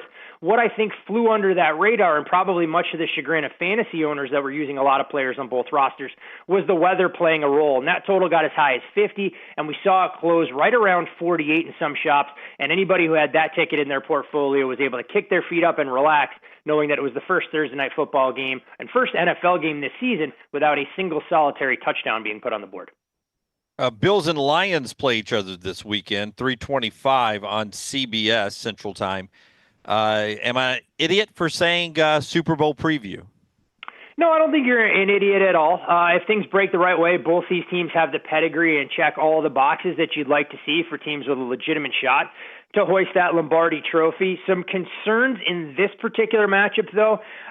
People wanted to talk about Detroit and how banged up they were defensively, but the injury report there a lot better off the mini bye than most anticipated. It's actually the Buffalo Bills that could be dinged up in their defensive backfield. Rasul Douglas, DeMar Hamlin, Taylor Rapp, all dealing with injuries that may or may not keep them out of the game on Sunday. The problem for Buffalo as well, they were on the field, as LT knows, for a lot of snaps defensively last week against the Rams, now playing their second straight road game at a rest disadvantage as well. So for me, I think the Lions can lean into that offensive line. Buffalo a little bit smaller on the defensive front and have a lot of their playbook at their disposal. It's just so difficult to go against this Bills offense and Josh Allen specifically when you look at how he's performed, especially against man defense and in climate-controlled conditions like we'll see here. But both these head coaches would be smart to try and shorten the game a little bit, lean into their ground games if they can, but this game has the potential to be extremely wild or maybe played a little bit more tighter to the vest if this game is between a 1 to 2 score window throughout. Two of the best college basketball teams in the country and our state, Auburn in Atlanta to play Ohio State, Alabama at home to play Creighton, healthy Creighton now. What do you see in those two games? I know it may be early on the lines, but you like where Auburn is, and what about Alabama and Creighton? That seems to be a little big boy basketball game too. Auburn playing real well, about a nice bounce back after that 6-point loss on the road in Durham to Duke with a resounding win against Richmond. It's not going to move the needle that much in the grand scheme of things, but you like to see a team be able to exercise the demons. Looking ahead to the game tomorrow against the Buckeyes, Auburn projects out to right around a 10.5 point favorite. We know what Johnny Broome has been doing, and it will clearly be the most dynamic player on the court for that game tomorrow. Now, Alabama's matchup with Creighton is interesting as you go through what Alabama has done so far this season. Again, a nice bounce-back performance after that narrow defeat against Oregon with the big win against North Carolina. 10 days off, you worry a little bit about rust in this kind of situation. But Alabama also projects out to be a double-digit favorite in this spot. And this is a Jays team that's had some trials and tribulations so far. I mean, a big win earlier this season at home against Kansas. They were able to follow it up last Saturday against our hometown team with an 18-point win against UNLV. And it appears that 3-game losing skid when they were going through some injuries against Nebraska, San Diego State, A&M in the rear view. But I think Alabama makes a world of sense here. If Creighton wants to turn this into a track meet and the jumpers aren't falling from deep, Alabama may be able to create some separation. All right, he is Todd Fuhrman, bettheboardpodcast.com, at Todd Fuhrman on social media, always with us on Fridays, and we always appreciate that, Fuhrman. Enjoy the games this weekend. Good talking with you. Hey, always a pleasure, gents. You guys do the same. All right, buddy. Take care. Todd Fuhrman with us on the JohnstonRVCenter.com hotline with the always awkward wrap-up by me. And the show being brought to you by our friends at Inverness Country Club. Hey, how about the gift of membership this holiday season? It is a win-win. Give it to the wife, give it to the husband, social memberships, golf memberships. Inverness Country Club, great place to meet others in the community. Maybe you've relocated or retired. Inverness, great place to network. Childcare, also a big plus. You and your wife want a day of golf or tennis. Guess what? You can drop the kid, go have yourself a day on the court or course. Best days happen at Inverness. To take a tour of this unbelievable club, call Erin today. Tell her the next round sent you. 205-991-8608, 205-991-8608, or online, ICCalabama.com. Also, our friends at New Life Art, newlifeart.com. Daniel A. Moore painting all the great moments in Alabama football history. The latest is the legend, Coach Nick Saban, celebrating 6 national championships in Tuscaloosa. And you can get that wonderful piece of artwork there by going to danielmooreart.com, and checking out everything he has to offer there. That includes the 2025 calendar there that you can get 20% off when you use the coupon code TNR. It's the perfect stocking stuffer for the Alabama fan there. And check out everything they have online right there at danielmooreart.com. danielmooreart.com. Good conversation there with Fuhrman. We'll talk about portal quarterbacks out there. Tom Luganbill, actually, at ESPN.com, has a list of perfect fits for some of the quarterbacks that are in the portal already. Quinn Ewers, not in the portal, but reports coming out from Texas camp as they're preparing for the playoffs, their home game next weekend, says the plan in Quinn Ewers' camp is still to exit and go to the NFL, and Arch Manning take over this program next year. Quinn Ewers, according to everyone, not steering away from being an NFL quarterback next year. LC. Okay, this is probably not fair to a guy like Ty Simpson, but if you want your traditional quarterback, if you're Kalen DeBoer, do you reach out and say, hey, what would it cost? But to reach out to your side and just say, what are you looking for? I mean, he's looking for the NFL. No, but he is not going to be a first-round pick. He's not. Like, I agree with you yesterday. The more I think about Jalen Milroe, I think in his workouts he can wow somebody. I don't think Ewers is going to be that guy. I think he is going to be a second- or third-round guy. With that said, if you came back and really refined everything in a system like DeBoer's, I know this sounds crazy, but it's a call I would make. You think if we went to the polls, like if we pulled out the voting machines and let Alabama fans vote, they would vote for going and paying for Quinn Ewers or sticking with Ty Simpson? Well, I would say if he's not good enough to be a first-round pick in the NFL, why am I going to go get him?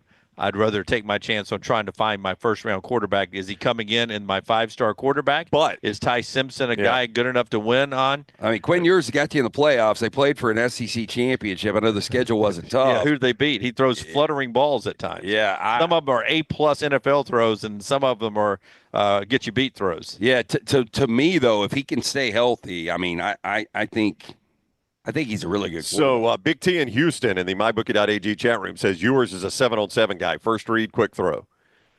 He's good at that. Progressions are his problem. No, hey, I mean, you saw it in the SEC championship with 2 picks, and, Herb Street brought it up. It is baffling that this guy makes some of the decisions he makes. Simon, I take Ewers over Simpson. Rusty, give me Ty or start working on Russell, Keelan Russell, the true freshman next year. 5-star recruit. 5-star recruit. Can't rely on that. Year one.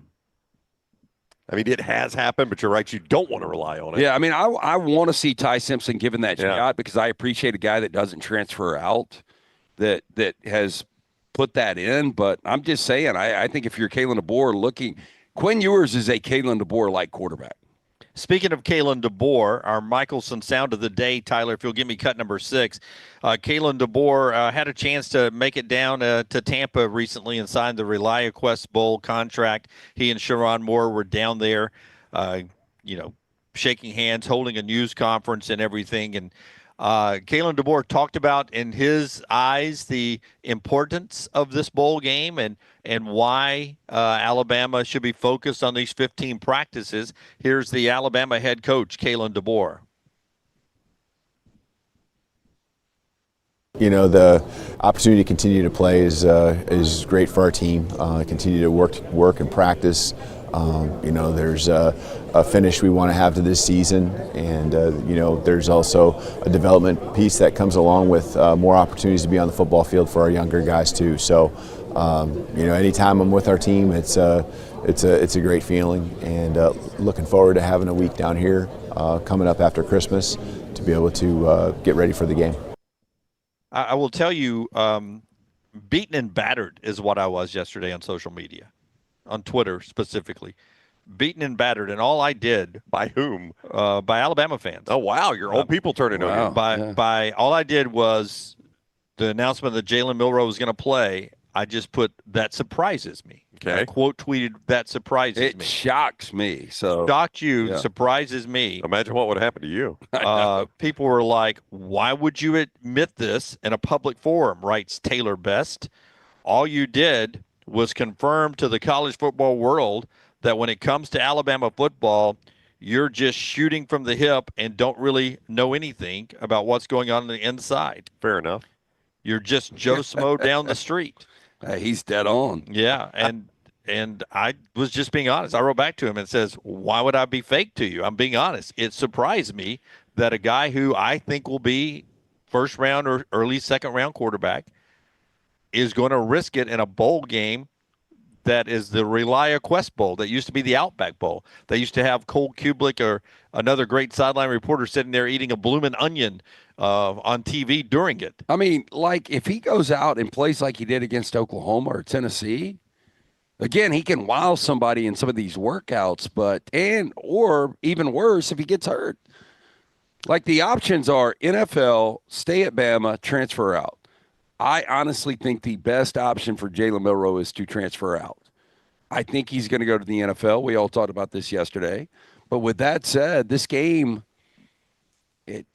Alabama fans would tell you if they're being true, it doesn't mean anything at all. Well, I mean, and I think they'd rather see Ty Simpson. It was hard for me to lock into the non-college football playoff bowl games when we had 4 teams.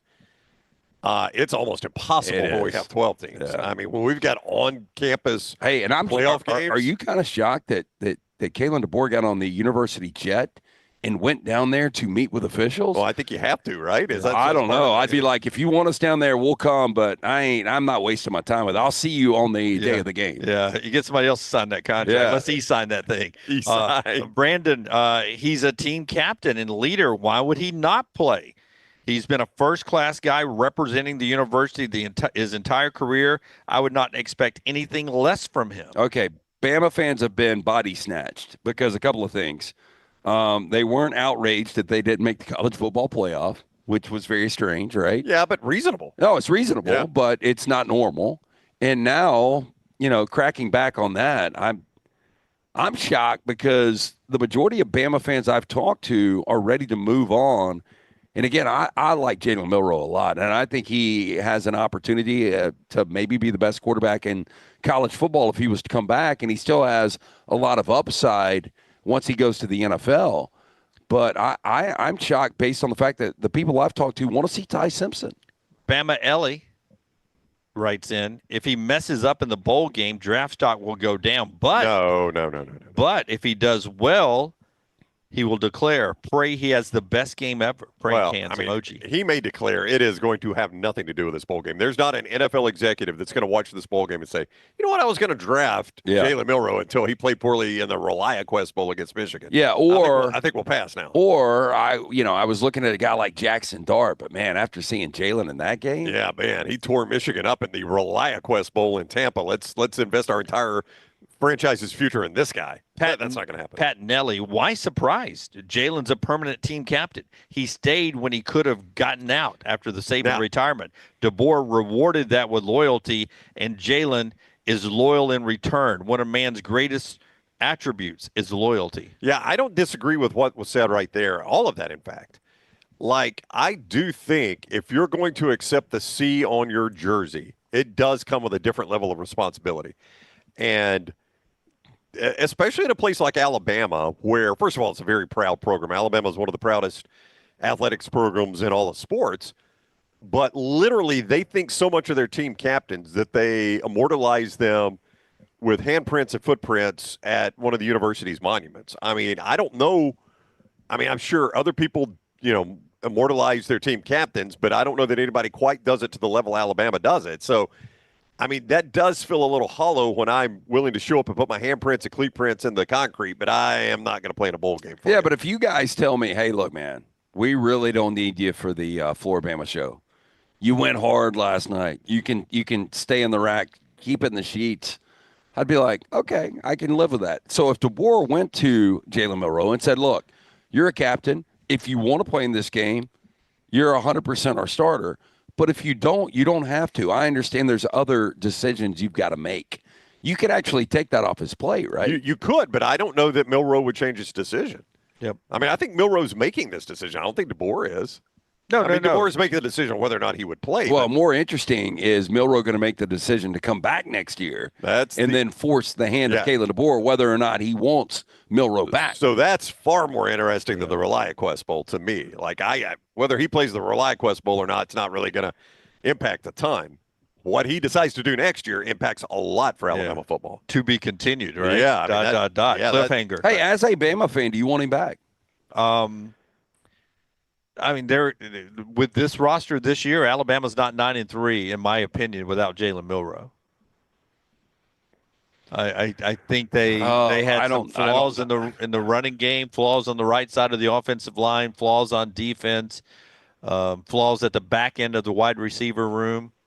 Yeah, but how much better are the receivers maybe without Milroe? It's hard to say because it is. At his best, he was incredible. Yep. But at his worst, he was really bad. I don't know. I think they're 9-3 with Ty Simpson. Michelson Laser Vision bringing you that reaction to the Bama Stars playing. Jahad Campbell and others are stepping up. Michelson Laser Vision will step up for you. Yeah, 205-969-8100, the number that I called over 20 years ago. I had the 2200 vision. Legally blind without the aid of contacts. Now 2015 vision better than 2020. Call 205-969-8100. Ask for Amy. Tell her the Next Round sent you. They are going to hook you up with an absolutely free consultation. Nothing to lose to find out if LASIK is right for you. Dr. Mark Michelson, Dr. Jen Michelson, best in the business in my opinion. 205-969-8100 or MichelsonLaserVision.com. And our friends at Urology Centers of Alabama. If your eyes are good, how about everything else, guys, as you get a little bit older? Stay on top of that health with our friends at Urology Centers of Alabama. They'll help you out so much there with prostate health, everything from kidney stones to prostate health, vasectomies. They've got it covered for you right there with our friends at UrologyCentersAlabama.com, UrologyCentersAlabama.com. 16 locations, one near you, or you call 205-930-0920 to get more information or to schedule an appointment today. Awards came out last night and this morning. Kirk Cignetti is your Home Depot Coach of the Year, National Coach of the Year. Well-deserved. I think I would have voted for Cignetti. One loss, Indiana team in the college football playoff. What year does that not win National Coach of the Year? Yeah, I mean, again, Kenny Dillingham is right there. There's a lot of coaches that are on this list. Dillingham was a unanimous Big 12 Coach of the Year. I don't have a problem with that. They were dead last, and they're in the college football playoff. Yeah, but not one person voted for Deion. Unanimous Coach of the Year. Again, you can justify Dillingham being Coach of the Year. Can you justify every single person voting for him? That does feel like a little blowback on Deion, no doubt. I just, as amazing as this Arizona State journey continues to be, I never remember. Indiana was just complete shit. I don't even. What's their best team other than this? Was it Terry Hepner? No, probably 2020. An Antoine Randall team back in the day, maybe. Maybe 2020 with Penix. One came to Birmingham and played in the old Hall of Fame Bowl Classic one time. Yeah. I forgot about the COVID era team with Penix when DeBoer was the offensive coordinator, Kane Womack was the defensive coordinator. But it was the weirdest year ever in the Big Ten. If you go back and look, Michigan was awful. That's right. Northwestern played and had a lead at halftime over Ohio State for the conference championship game. And Penix, by the way, did not score on the stretch in the first game. I thought he did. I thought the ball hit before the pylon. No, I had Indiana plus point. Yeah, of course you did. Probably impacted your thoughts. Several other awards here that I found interesting. First off, Ashton Genty easily Doak Walker, running back, but he also won the Maxwell. Which is best college football player in America? Yeah, usually the precursor to the Heisman. It won't be this year. Just tune in tomorrow night. Flip side of that, I've never seen this, and I don't think I'll ever see it again. Travis Hunter won the Bednarik for the best defensive player in college football, and he won the Biletnikoff for the best wide receiver in college football. So there was some controversy in that one, though. There were a lot of people that were criticizing the Biletnikoff voters for not giving more to Nick Nash. No, Nick Nash was the guy. At San Jose State. Yeah. And I told you, I watched that guy way too many times because I shouldn't be watching San Jose State. I've got the numbers here. But I've told you that guy's the next Cooper Kupp. Hunter finished top 5 in catches, receiving yards, and receiving touchdowns. Where did Nash finish in those categories? Nash finished number 1 in all those categories. All the major categories, he was number 1. Yeah, and by the way, Travis Hunter had the number 1 overall selection of Shedeur Sanders throwing to him. Yeah. You guys tell me who the quarterback was for San Jose State. I'll pass. Jim? Yeah. Pass. Jahdae Barron of Texas, the Thorpe winner for the DB of the year. Tyler Warren of Penn State, the Mackey, he's the best tight end. Cam Ward, Davey O'Brien, best quarterback. And then the Remington. That's interesting. It is. Yeah. Cam Ward, best quarterback. Yeah. And then the Remington Award for the best center in college football. Roll Tide. Seth McLaughlin. Yep, Seth McLaughlin. I saw it. I thought, boy, Alabama fans are going to say, and Seth missed, 3 games? Are you blanking kidding me? Yeah. Seth McLaughlin is now the best center in America. How about that? Couldn't even get the ball to Jalen Milroe half the time. How about that? Portal quarterbacks and the 10 most valuable sports properties in the United States as ranked by Forbes magazine. Their new rankings are out. Oh, Yankees, Cowboys? And dare I say I'm surprised by this list, not to get people mad at me again for my ignorance in sports. But I'm surprised by this list. New valuation. Let me ask you this real quick. Good tease, but will there become a time where we start putting college programs into this? I don't when know it comes to just college football. I think the owner of that value. Because what is Notre Dame worth? The owner of the Milwaukee Bucks is trying to buy 51% of any college program he can. And what did they think the value was? $750 million? I think he was offering $750 million to buy 51%. 51%. You can do the math. All right. That's $1.5 billion. There you go. Yeah. Lance can do the math. Yeah. Homewood and Alabama paid off. Yeah. Now, at that point, if I owe 51%, I'm getting also 51% of the profits, right? Yep. In theory. Yeah. Yep. Yeah. That's I don't think I want to give that up. I think it's a good investment, actually. Yeah. If you can get a top tier From the billionaire college football program for $750 million, that's a value. For the billionaire. Yeah, for the billionaire. Yeah. I wouldn't want to give it up if I was the school. Oh, no. Well, I don't know. $750 million of operating capital is significant. Oh, yeah. I mean, your NIL just math department, it's kicking along right now. Your NIL just got a game changer. Your sleep kicks along when you got our friends at CPAP Plus. They'll take care of you. Yeah, looking for the best CPAP gear with personal service you can trust. Visit the O'Neill Brothers at CPAP Plus. 3 convenient locations, Pelham, Highway 280. Trustful, you can Google CPAP Plus with hundreds of 5-star Google reviews. Trust CPAP Plus for all of your CPAP needs. CPAP Plus, where every night matters. Stop by. You're going to find the best service and equipment, all in stock, all ready for you at CPAP Plus. And, of course, our friends at the Flora-Bama, thank you so much. We're back here to the Flora-Bama after this quick timeout. Take the next round anywhere you go with official Next Round gear. Buy yours today at nextround.store.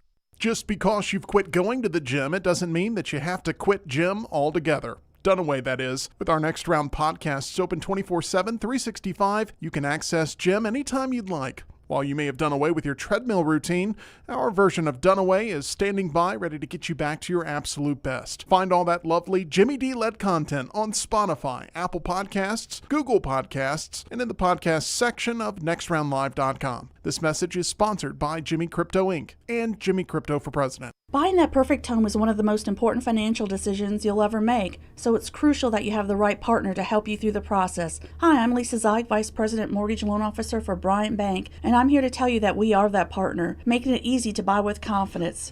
We offer a variety of mortgage products to fit your unique home buying situation. That kind of hassle-free approach might not be what you'd expect from a bank, but it's exactly what you can expect from us. Give me a call today or visit one of our 18 offices across the state of Alabama and let me show you what banking beyond expectation is all about. Hey, for all of your IT and printing needs, reach out to our friends at Xerox Business Solutions. Look, I'm still one of those old school guys. I print my notes every single day for the show. If you watch the show here on the Next Round, you see all the notes in front of me. From day one, Xerox Business Solutions, they've been with us here at the Next Round.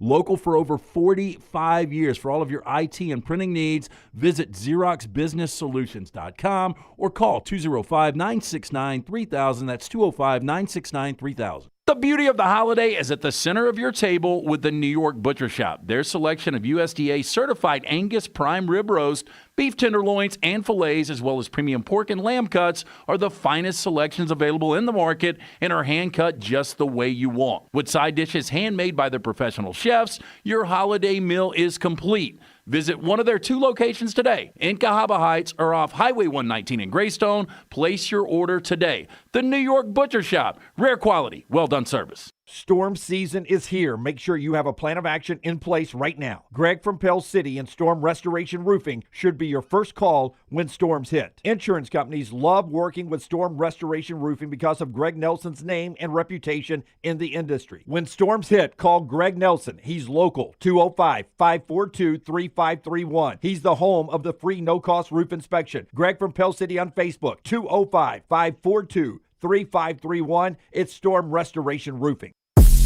From the creators of The Next Round comes 2 new sites, CoverCrimson.com and thebarnauburn.com. 2 team sites with the same excitement and information-driven content that you get every day on The Next Round. Live daily shows, recorded shows, free of charge, plus premium content with insider information starting at just $1. And it's the perfect gift for the Alabama or Auburn fan in your family. CoverCrimson.com or thebarnauburn.com. Sign up today. You could win a Cadillac CT5 or your share of $25,000 in free play and cash at Birmingham Racecourse Casino. The more you visit, the more chances you have to win. Play the latest, most exciting games around with fun bonuses and big jackpots. You can be a winner too. Come win your share during the Cadillac CT5 and $25,000 giveaway at Birmingham Racecourse Casino. Drawings April 5th and 6th. Located off I-459, exit 31, Derby Parkway. Must be 21 or older, must be present to win. Hey, Lance Taylor from the Next Round to tell you about one of our favorite places for breakfast, lunch, and dinner. That is Hamburger Heaven since 1982. Hamburger Heaven has been serving Birmingham's best hamburgers, cheeseburgers, French fries, hand-spun milkshakes, and sandwiches made fresh to order. All of their ingredients are fresh and prepared daily. This includes their beef, always fresh, never frozen, hand-pattied each and every day. For breakfast, lunch, or dinner, visit any of the 4 locations, Highway 280, Irondale, Gardendale, and Homewood. Is Coke Zero Sugar the best Coke ever? That's a bold question, but it's got that irresistible taste to back it up. Well, one thing's for sure, when you've got an irresistible tasty match like zero sugar and 0 calories, something sensational is bound to happen. It's too bad you can't taste with your ears because this Coke Zero Sugar tastes amazing. You know, it's hard to put into words, and that's my job. You'll have to take a taste for yourself. Coke Zero Sugar, best Coke ever? Try and decide. At Academy Sports and Outdoors, we believe the best holiday fun happens out there. On the driveway with a new basketball hoop, out back around the fire pit, or up in the deer stand. No matter your fun, we've got it. The right stuff at the right price. Academy. Have fun out there.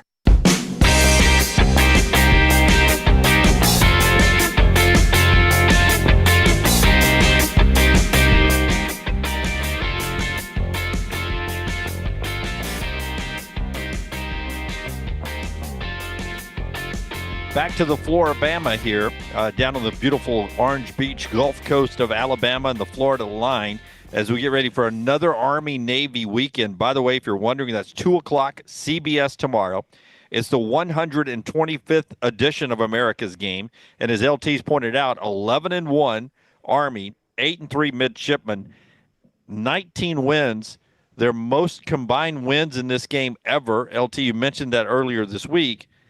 And Navy leads this series 62-55-7. So about as close as it gets. And I get the feeling you think that Navy will have something to make this an interesting game with the American Conference champions. Yeah, I'll go on and give you my lean. I think Navy is going to make this really, really interesting. Right now, Army is a 6.5-point favorite. The total's 39.5. We talked about that under.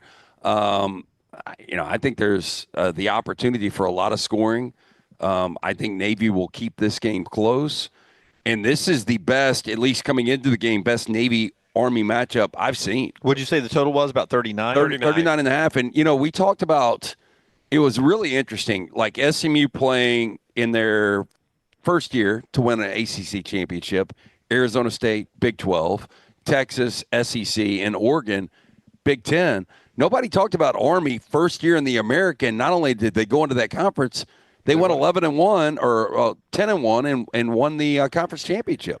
Hey, and we'll be live tomorrow on our video platforms. Wherever you're watching us, make sure you set your alerts and make sure you subscribe so you know when we go live. But we're going to live at noon tomorrow from right here in the same room, and it will be filled up with Army and Navy active duty and veterans. Colonel Vogel not able to join us today, so he is going to be on with us tomorrow. So he'll be here tomorrow. And we've also got a former Navy football player and fighter pilot that is going to be on the show with us tomorrow. So a colonel from the Army and a fighter pilot captain from the Navy. I don't know about you guys. I always really respected athletes because, I saw the itineraries when I was in school of what these guys had to do day to day. Not only back then you did have to go to class and you had academics. Right. But when you look at guys that are in the military and not only academically what they have to do day to day with their investment in football, but then what they do outside of that, it's insanity. To train to be a pilot. I mean, I get overwhelmed doing nothing. Yeah, they're 24 hours. They're cut a little different than they are. Yeah, that little update on what we can expect Army Navy brought to you by our friends at Coca-Cola. Yeah, right now Coca-Cola Coke Zero Sugar. Tackle game day with great taste of Coke Zero Sugar. This is the best Coke ever. try and decide. Tom Luganbill, our buddy, always on our Next Round platforms, writes for ESPN Plus today behind paywall, but I'll share it with you a little bit here. Quarterbacks that are in the portal that are the best fits for these teams. Now, I was disappointed. I haven't seen this. Can you give us a quarterback and let us see if we could just tell you a team that would need one? Yes. I was going to say I was disappointed. I didn't see Auburn's name mentioned with any of these, so Auburn's off your board. Oh, wow. Well, they need one, by the way. Yeah, they do. But okay. Fernando Mendoza. I think Fernando Mendoza would be a perfect fit with Kalen DeBoer. Are they going to be all of them? Just roll. Yeah, I'm going to suck at this. Let's don't do it that way. I would say that Alabama's not shopping for a quarterback. Right. They've got a five-star quarterback. And Mendoza is my favorite guy in the portal, though. You guys know this. Yeah. Well, good. He's going to go to, at one point, your favorite team this year because you've loved them all year. He thinks they're perfect fit at Indiana to follow up Curtis Rourke at Indiana. Damn, if Cignetti can get Mendoza, he's a better quarterback than Rourke. So he upgrades. Yeah, he upgrades at quarterback at Indiana. After making the playoffs. I mean, that would be an incredible get for Indiana. I guess they've got NIL now, right? Yeah. Miller Moss, he has fitting at Louisville, last place he visited. Yeah, I could see that. And Miller Moss absolutely torched Louisville this month last year. Yeah, Jeff Brom, a good quarterback coach, and it'd be interesting to see if he could revive Miller Moss. I'm not. I got to be honest. I'm just not a big Miller Moss guy. I think he's good. I don't think he's great. One of the Lincoln Riley quarterback failures. You don't have a worst, and this sounds terrible. The worst Lincoln Riley quarterback I've ever seen. I really would like Jackson Arnold at Auburn, but he has the best fit, obviously, with his former coach and Jeff Lebby at Mississippi State. Well, I mean, there's a reason that a lot of people put that as like their crystal ball lean or whatever you want to put. Yeah, I mean, I get the reconnection there, but I thought Michael Van Buren has a lot of upside. Yeah, it'll be interesting. They ran him off, basically. Yeah, interested to see where he goes in the portal because I thought he looked pretty good. Hey, maybe Auburn. Maybe. Yeah. Maybe. Keaton Salter has him. He said great fit at Colorado. Caden Salter, Liberty. That'd be interesting. Kind of underwhelming this year. Yeah, but wasn't great. That would be a guy that's got enough experience where he could kind of groom Juju coming in. Yeah. Says Luganbill says it reminds him of Dante Moore and Dylan Gabriel. Combination of those two. So Dylan Gabriel, the starting quarterback for Oregon, and Dante Moore, the backup quarterback for Oregon. It's really interesting. I can't wait to see Dante Moore. That's another guy that kind of bought his time, signed with UCLA. Boy, he was so good early when he played for UCLA. And I think he's going to be so good in Will Stein's offense. How do you say the quarterback at Virginia, Anthony Calandre? That sounds right. I'll buy that. Yeah. Best fit at Ole Miss, he says. It is one thing we haven't talked about with Lane Kiffin and how he has grown this Ole Miss program into being relevant. What they're going to do with the quarterback position. I haven't heard anybody talk about it. Walker Howard next in line. Remember the one-time big five-star recruit at LSU? Yep. He's there waiting. That was the dude that Chip or Brian Kelly was. Yeah. Grinder is probably a bad. No, I mean reverse Grinder. Yeah. Braylon Braxton from Marshall. Best fit is at Southern Miss. Don't know why that's on there. Well, because he would follow Charles Huff. Oh, okay. Yeah. Apparently, that whole Marshall team is in the portal. So that whole Marshall team that won the Sun Belt could move to Southern Miss, I guess. But wouldn't you? I mean, look, if you were a player at Marshall and I just won my conference championship and my coach didn't have a contract extension and he took another job, I'd feel a little put out against my school, wouldn't you? I would. And we did our job. Look, and here's the thing. Have you ever gone to Hattiesburg? I have. I've spent the night in Hattiesburg once. Good stuff over at the Barn. Like there was nukes. Yeah. Good stuff over at thebarnauburn.com, thebarnauburn.com, where you can go right now to get where Auburn is on their search for their quarterback, if they're going to find one in the portal or not. All right, let's get to four downs. It is brought to you by our friends at Slice. Before we do that, though, LT, tell us about the Gray's Tree Service. Our friends at Gray's, they came out to my house a few months ago. They came out to Brown's house a couple of weeks ago. Family-owned and operated for over 25 years in Birmingham. Experts in the high-risk tree removals. Make sure that you call them today if you've got anything that you're concerned about. They'll come out, give you an absolutely free estimate. John Mark and his crew came out, did the same for me. incredible job. 205-281-6100. Scotty's got that QR code up for you right there. You can scan that or just visit graystree.com. All right. And our friends at Slice. They bring you the 4 downs. Great place for lunch today. Swing by and say hi to the folks at Slice. What do you think of the Slice pizza today? You can kill it right now, couldn't you? Crush it, yes. Yep. I think I would do a Bajalia special, which has got a little bacon, and it's got the, not the pepperoncinis. What are they called? What are the peppers? Jalapeno? No. Little less than the jalapeno. A little less than this, a little more of that. Oh my gosh! Why can't I come up with it? No idea. Brain fog. Wait, what's another? The lighter color, more of a yellow pepper. Banana peppers. Banana peppers. Thank you, Tyler. Maddie just came at the same time and said banana peppers. You dummy. Banana peppers and bacon. Dip that in some of that incredible ranch. I mean, Slice has some of the best ranch out there, and they've got a big jug. I don't know if you've ever noticed that. No. We'll sit at the bar, ask for the ranch. They'll go and they'll pump it into these big containers. Don't let little T see that. Slice for lunch or dinner. 5 locations. You're going to love it. For more information, Birmingham.com. Hey, Tyler, can you confirm pizza party for the gang back in Birmingham today? I've already checked. I can confirm I will be getting pizza for everybody at noon today. Look at Tyler go. It is a tradition unlike it's any unbelievable. other. Unbelievable. Yeah. Every time we're not there. Hit the first down button. First down. I'll tell you the evaluations from Forbes after you tell me if you can own an American sports franchise, not one of your favorites, another one, not one of your favorites. Which American sports franchise would you want to own? It could be for enjoyment. It could be for financial reasons, whatever. Yeah, baseball is such a grind. I would say the Yankees, but because it's such a grind. But you'd want, of all the baseball franchises, not the Dodgers, you'd want to own the Yankees? I would want to, I think I would rather own the Yankees. I would want an NFL team. I would go with the Dallas Cowboys. Yeah, probably the Cowboys. I mean, obviously the Rams. I mean, that would. Yeah, sure. Yeah, but take your favorites off. Yeah. Yeah. The Cowboys are the biggest evaluation from Forbes magazine. $4 billion maybe now? $10.1 billion. Holy hell. My God. That's crazy. My surprise comes at number 2. Anybody want to take a guess?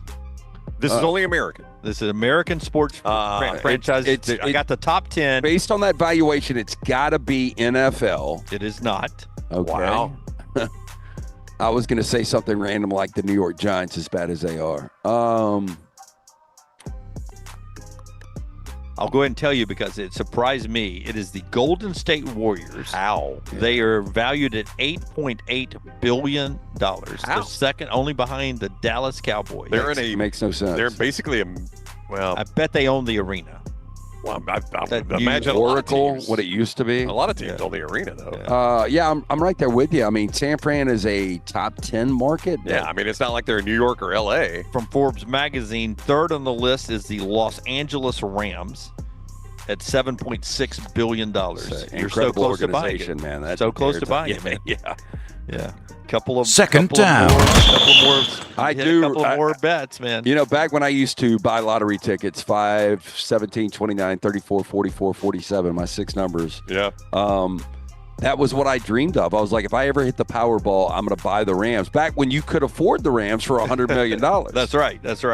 The Yankees are fourth at $7.55 billion. By the way, don't be surprised if you see the Yankees sold out of the Steinbrenner family at some point. Well, he apparently doesn't have any money. He's only got $1 billion, right? Hal Steinbrenner's valued at only $1.5 billion right now. Well, he could change that in a heartbeat. Yeah.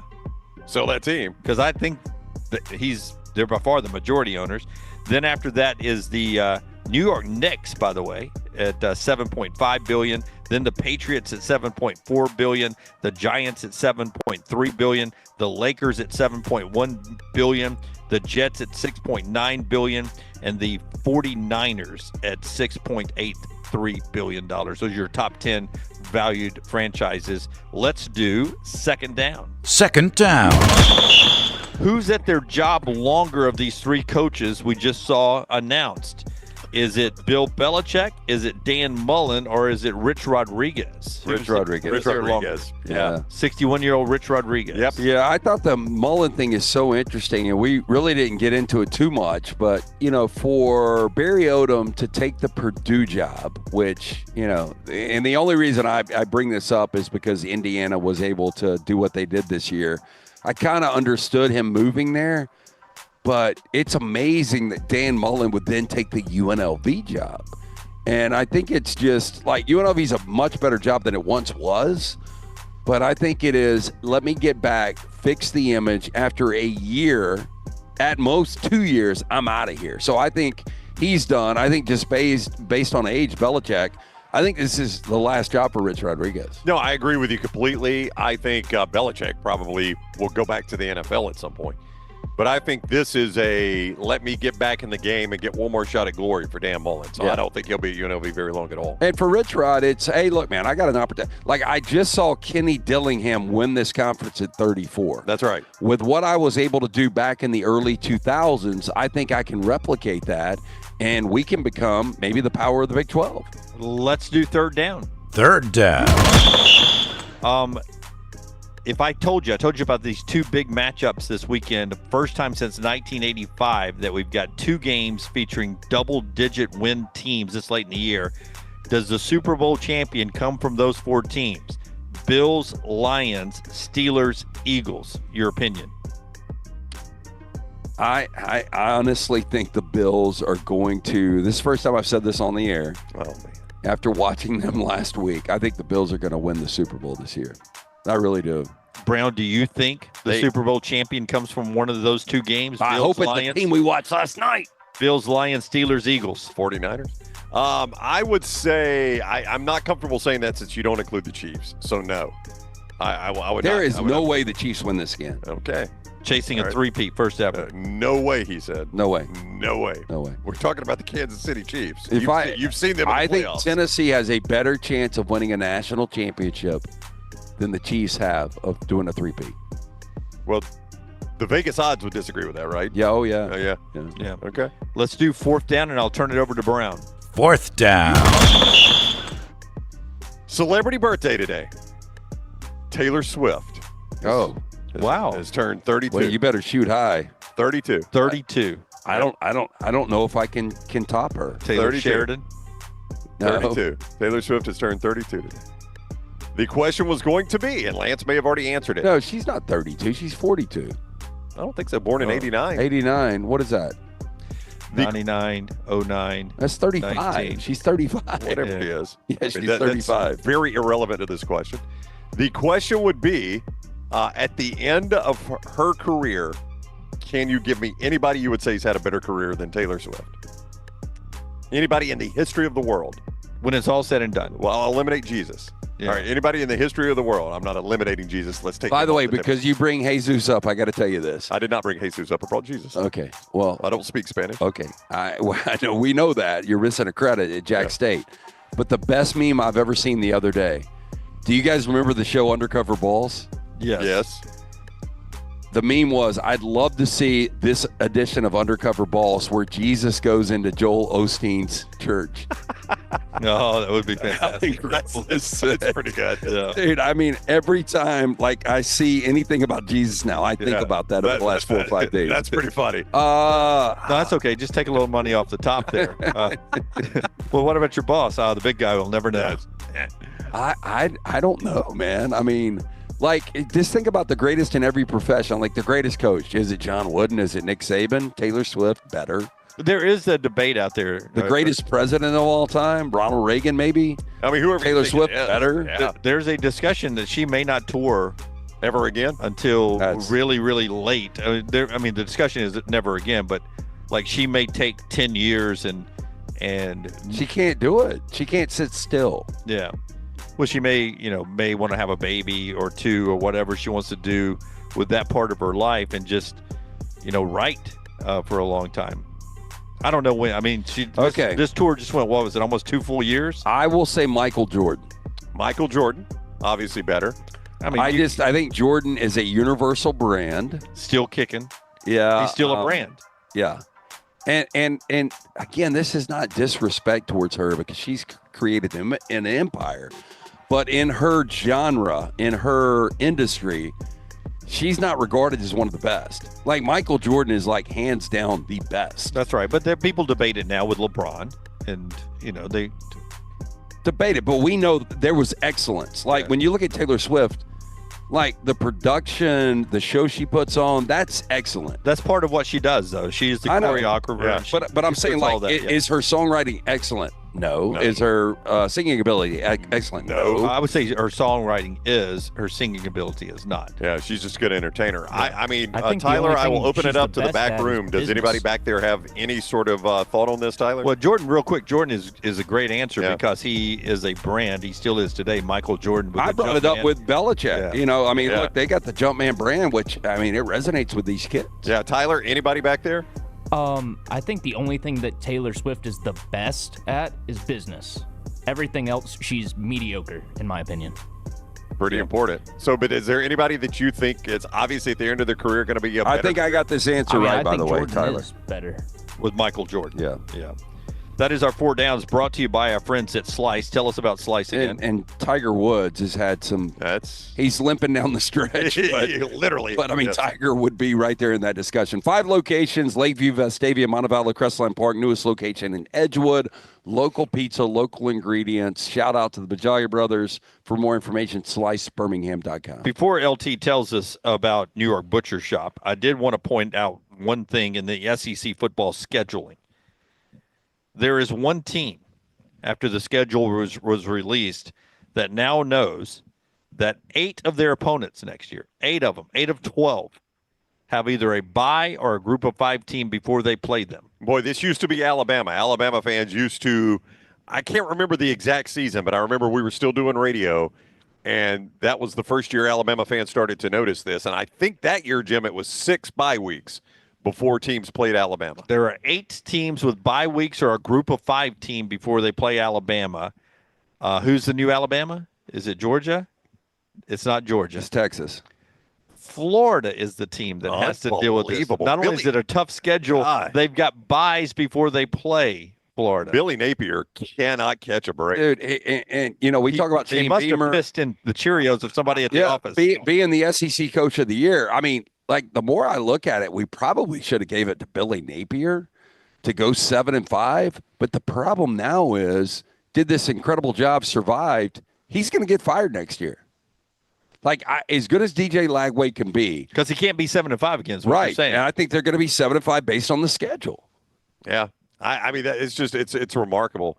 Like, Kirby Smart makes the SEC championship game, wins it, publicly criticizes Greg Sankey from the stage with Sankey standing next to him. If Billy Napier with that schedule got to Atlanta, he would kiss Greg Sankey on the forehead. Yeah. Like, I mean, I don't think he would criticize him at all. I'm alive. Glad to be here. Thank God. I know Texas goes to Gainesville, but if you flip the schedules, if Florida played Texas's schedule next year, I think Florida would have a shot at the college football playoff. Oh, I don't disagree with that at all with Texas schedule, yeah. Me either. All right, tell us about New York Butcher Shop, and we'll get to the final hour of our live show from the Flora-Bama today. Hey, you're trying to figure out something for dinner tonight? Just stop in, see Jim and the great staff at the New York Butcher Shop. Also, holiday season is here. If you're planning those big meals, they've got the finest selection of aged certified Angus prime beef tenderloins, prime rib roast, the Duroc pork rib that Brown absolutely loves, the crown roast. They've also got Japanese certified A5 Wagyu fillets. I've gotten this before from the New York Butcher Shop. Treat yourself. You're going to be blown away. Absolutely incredible. Fine wines, great desserts, one-stop shop, rare quality, well-done service, the New York Butcher Shop. MyBookie.ag, code next round for the sportsbook, code TNR Casino to get that casino bonus. I'll tell you about those in just a moment. NFL action over the weekend. We mentioned that Detroit-Buffalo game where Detroit's a 2.5-point favorite over the Buffalo Bills there in Detroit, Philadelphia, and Pittsburgh. Philly, a 5.5-point home favorite over the Pittsburgh Steelers. Just some of the games you can play right there in MyBookie.ag. Bet anything, anytime, anywhere. MyBookie.ag. Code next round in the sports book gets you that bonus on your initial deposit. A 50% bonus up to $1,000. Code TNR Casino gets you the casino bonus, which is a 300% bonus on your initial deposit up to $2,000. That's when you use those codes. Code TNR Casino for the casino, code next round for the sports book, mybookie.ag, bet anything, anytime, anywhere, mybookie.ag, code next round, and code TNR Casino. Follow the Next Round on Twitter, Instagram, and Facebook at Next Round Live.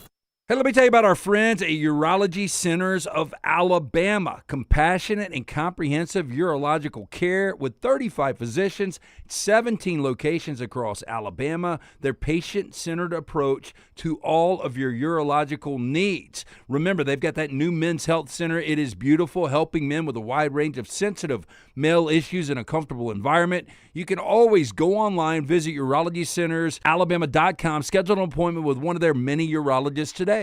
Are you tired of buying your CPAP mask and supplies online only to be disappointed? It's time to visit CPAP Plus, your locally owned and operated CPAP shop that prides itself on personal service. Come see what you're buying at CPAP Plus with 3 convenient locations in Pelham, Highway 280, and now open in Trussville. Drop by for a free CPAP checkup and free filters, no appointment needed. Plus, sign up for their giveaway for a chance to win a free travel CPAP machine. Just Google CPAP Plus or visit any of those 3 locations. Man, I love a good meal. I'm Jim Dunaway. A good meal is what you get with my friend Sterling at Champy's Chicken on Highway 119 in Alabaster. We're talking great southern fried chicken, wonderful sides, hand-cut chicken fingers, po' boys, and those Mississippi Delta recipe tamales. You got a perfect menu for everybody. Champy's Chicken is perfect for watching the big game, or taking a meal to the lake house, down to the coast, or stay in the restaurant and dine in a great atmosphere. It's all made fresh to order right there on 119 in Alabaster, Champy's Chicken. Hey, you.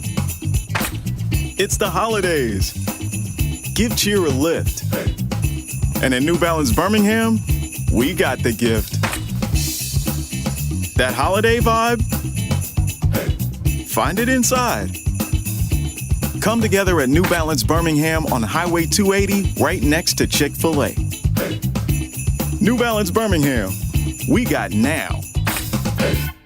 Storm season is here. Make sure you have a plan of action in place right now. Greg from Pell City and Storm Restoration Roofing should be your first call when storms hit. Insurance companies love working with Storm Restoration Roofing because of Greg Nelson's name and reputation in the industry. When storms hit, call Greg Nelson. He's local, 205-542-3531. He's the home of the free no-cost roof inspection. Greg from Pell City on Facebook, 205-542-3531. It's Storm Restoration Roofing. This hour of The Next Round is presented by the Birmingham Racecourse Casino, now featuring 7 days of giveaways with your chance to win a share of up to $125,000. The more you visit the Birmingham Racecourse Casino, the more chances you have to win.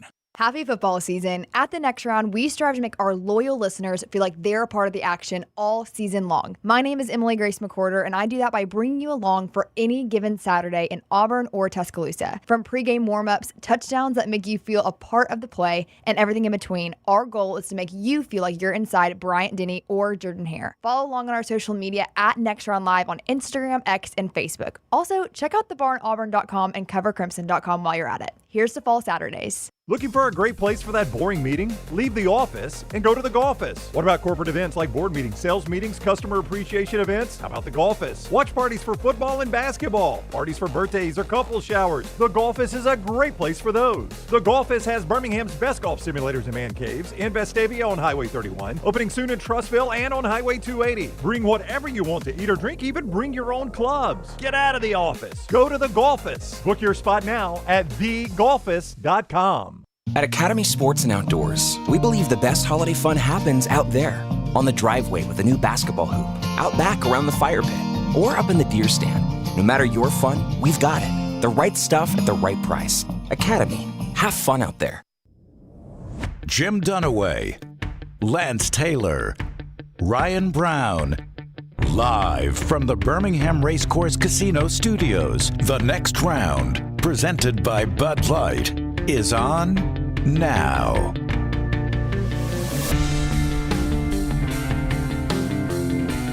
Back with you at the Flora-Bama. I'm not taking a sip of the Bushwhacker yet, but stumbling into it. There you go. It's 11 o'clock, 11:07. This hour brought to you by our friends at Champy's Chicken, champy'schicken.com, Highway 119 in Alabaster. You can swing by there and enjoy the wonderful deep fried chicken that's brined overnight and cooked to order. Sterling cooks it piping hot for you. It's not under some heating lamp. All the great sides made from scratch there. And, of course, the wonderful Mississippi Delta tamales. It's all at Champy's Chicken, perfect for lunch and dinner and to get to go for tailgating or office parties or whatever, right there on Highway 119 in Alabaster. Final hour of the show here from the Flora-Bama. For those that may be watching us for the first time, and our numbers have been so far up the last 3 months, I assume there may be a few thousand people watching us right now that have never seen us do a show from the Flora-Bama. They don't know what the Flora-Bama is, and they definitely don't know what we're experiencing right now in this wonderful cup. So clue everybody in, Brownie, about the Bushwhacker. So the Flora-Bama, first of all, is one of the most unique places in our country. It is would you say, the best dive bar that is a Fortune 500 company? Absolutely. And I'll never forget the first time I came here, it shocked me how, and I shouldn't say this, but how well run this place was. Like, yeah, but we've seen bar owners, and I remember I wanted to get into the bar business years ago. Yeah. And it would have been one of those where my friends are all lined up. They're all drinking free. I'm out of business in 6 months. You'd have been out quick. Yeah, these guys. You mean the way you treat your friends who are bar owners? Yeah, exactly. But I hope Will Akers watching. And you've been in the bowels of this and how they make the Bushwhackers. I mean, everything and the way they do everything is just airtight. So the Flora-Bama, for those that don't know, you might be watching us in other parts of the country, is literally built on the Alabama-Florida line. There are parts of this complex that's on both sides of the beach road here. The Gulf of Mexico is right out these windows. Just to my left, to our left here, is the Gulf of Mexico. It's right on the beach.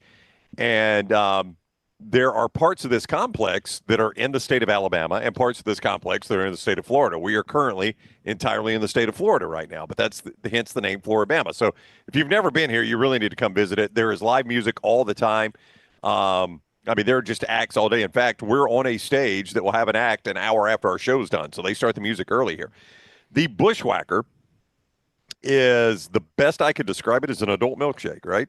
That's a great way to describe it. Just an adult milkshake, and it is terrific. Yeah, there are Bushwhackers everywhere, but they're known for their Bushwhackers here. Mm-hmm. Do you think the Flora-Bama... It has a legal amount of alcohol in it, but it's the maximum amount of legalness of the alcohol. Legalness. Do you think the Flora-Bama has had more babies spawn from here or divorces? I'll go divorces. No.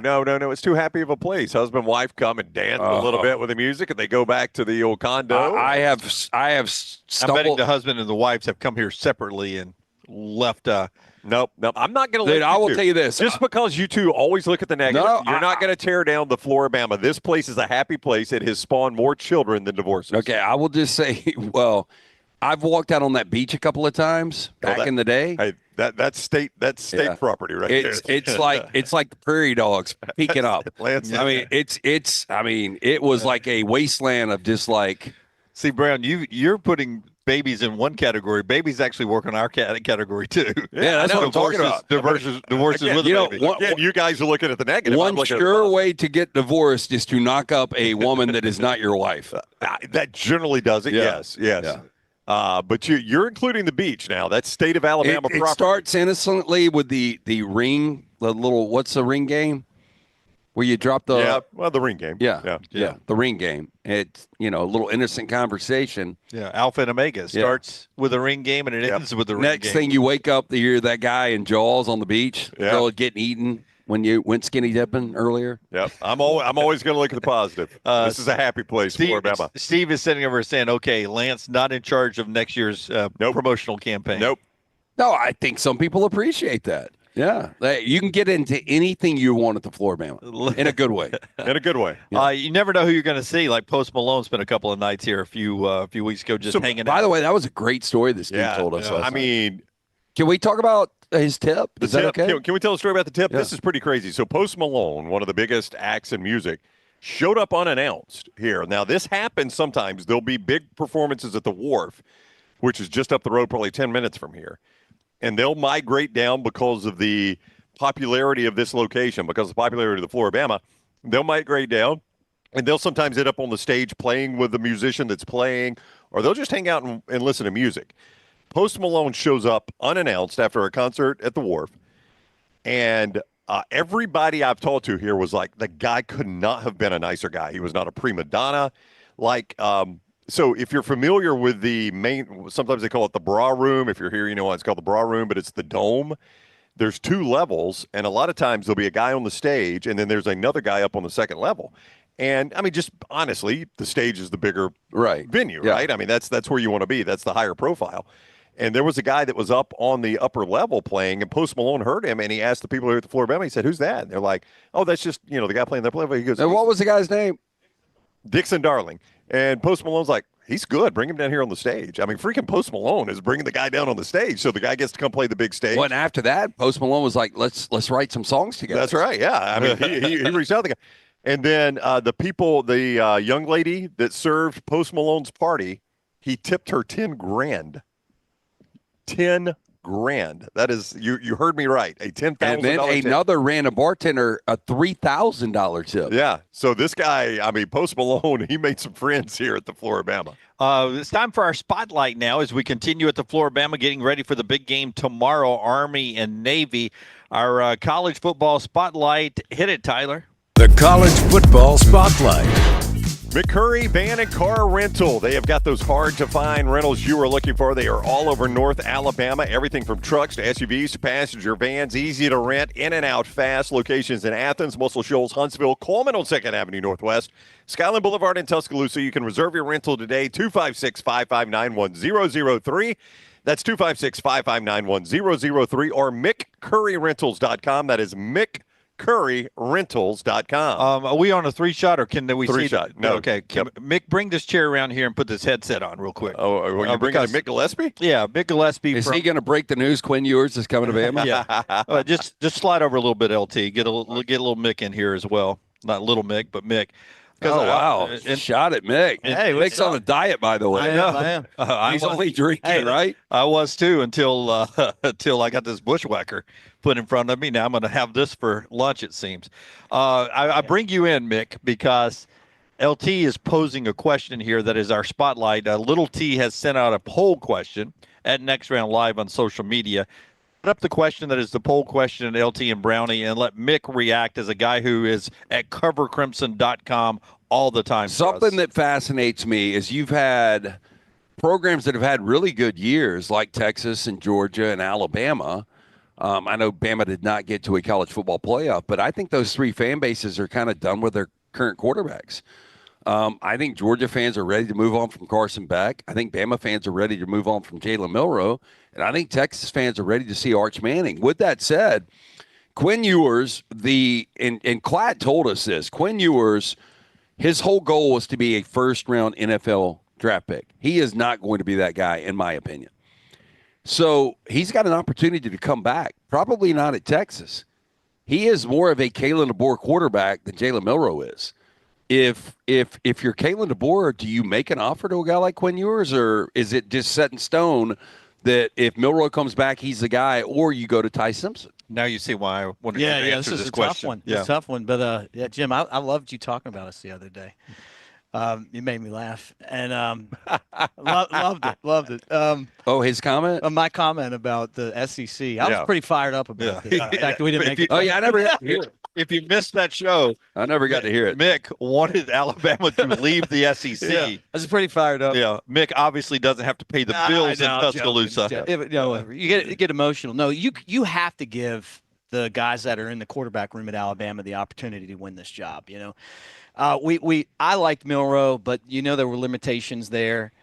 Quinn Ewers, I've watched him. I mean, I think Ty Simpson could do just as good a job, and if not, Austin Mack. And then Keelan Russell coming in kind of behind them, he may be kind of like a Bryce Young type guy. Like we're No, I agree. You know what I'm saying? That's You're why I'm almost like if you need 1 year of whoever it is, whether it's Ty Simpson, another Milroe, or bringing in a guy possibly like Quinn Ewers. Mm-hmm. The only thing I would say is I think DeBoer he's one of the best offensive coaches out there. Mm-hmm. And I think he knows right now whether or not he's got that guy currently on the roster. And maybe it is Ty Simpson. See, you know what Mick is? He's a better packaged me. That's exactly the way I would answer it. Thanks, Jim. Just in a better looking, younger body. It's like this. That's exactly my feeling. Yeah. I mean, you got a 5-star quarterback coming in. You've got, but he's not going to play this year. You've got quarterbacks that are already there that were highly rated 4- and 5-star guys. why do you need Quinn Ewers, who's got flaws, such big flaws, that he's not going to be a first-round draft pick? You're basically saying he's not good enough to go be a first-round draft pick, so Alabama should go pay for him? But I mean, if Texas wins the national championship, how shocked are you guys? This year? Yeah. Like in this playoff? Yeah. Oh, I'm not shocked. Not at all. No. So you could have a national championship winning quarterback who, correct me if I'm wrong, second all SEC? But if they win the national championship, he either goes to the NFL or stays at Texas. He doesn't leave if they win the national championship. Well, if he stays at Texas, Arch Manning ain't staying at Texas. No. Well, Arch he may Texas not, but you're not going to. If they would Alabama fans take Arch Manning? Before you get to that, I don't want Arch Manning either. Do you not? No. I mean, again, I want to see Ty Simpson get his opportunity, but if he's not a guy that can win you a championship, I mean, Kalen DeBoer knows quarterbacks, and I think that was the frustration this year was how good Jalen could be and then how bad he could be. And I don't think he wants that inconsistency. Of course, Quinn Ewers was inconsistent too. So do you want to hear the poll results? Yes. A little T sent the poll out. Can I guess the poll results? You may. I will say right now they're 73% no. I could finish the sentence here real quick. Right now, 1,200 votes. Early on, the poll's been out less than an hour. 1,200 votes right away. You think is what? 73% no. I do not want Quinn Ewers. And the reason being is because people hate Texas. That's I think the reason being they've seen him against a schedule less than Alabama's. That's right. Alabama had a tougher schedule, and he cost them 2 games against Georgia. He has been so banged up this year, and again, that's part of what he is. 77% currently. It just updated. Roll with Ty Simpson. 22% say try to get Quinn Ewers. There's some decimals in there. 77.4, 22.6. Yeah. Hey, what about Milroe? We didn't have that option? Well, no. I mean, this was because that was the question. The Milroe was not in there. The question was. Well, let me ask Mick this. Oh, it's a tougher question to answer for Mick. Milroe comes back next year. Ty Simpson or a guy like Quinn Ewers? No Milroe. I mean, I've always been a Milroe guy. I think everybody knows that. I was here. He's a great dude. And when Ryan Anderson introduced me to Milroe, he's like, "Hey, this is one of your biggest fans." I am, but it's time to move on. Wait, Milroe was at the Bama? Yeah, for the mullet. Yeah, he did the mullet toss. Oh yeah. Like, so I like him, but I mean, just reading the message boards every day and being in touch with Alabama fans, I really feel like it's time for him to go to the NFL. Even the people that like him, like me, think that this year's draft is going to be good for him. He'll be the best dual threat quarterback. He's like Anthony Richardson, but on he's probably going to be the number 3 guy. Yeah, way bigger. And who knows? He goes to the combine. They see how far he can throw a football. They see that the first half of that Georgia game is the best that this guy could possibly be. You have that on record. You know that. Get into the right system. He could end up first round. I mean, who would have thought Anthony Richardson would be the 4th overall pick? Bo Nix. Right. Yeah, Bo Nix, right? And so I think that it's time for him to move on. There's limitations there, obviously, probably reading defenses when there's changes late before the snap and stuff like that.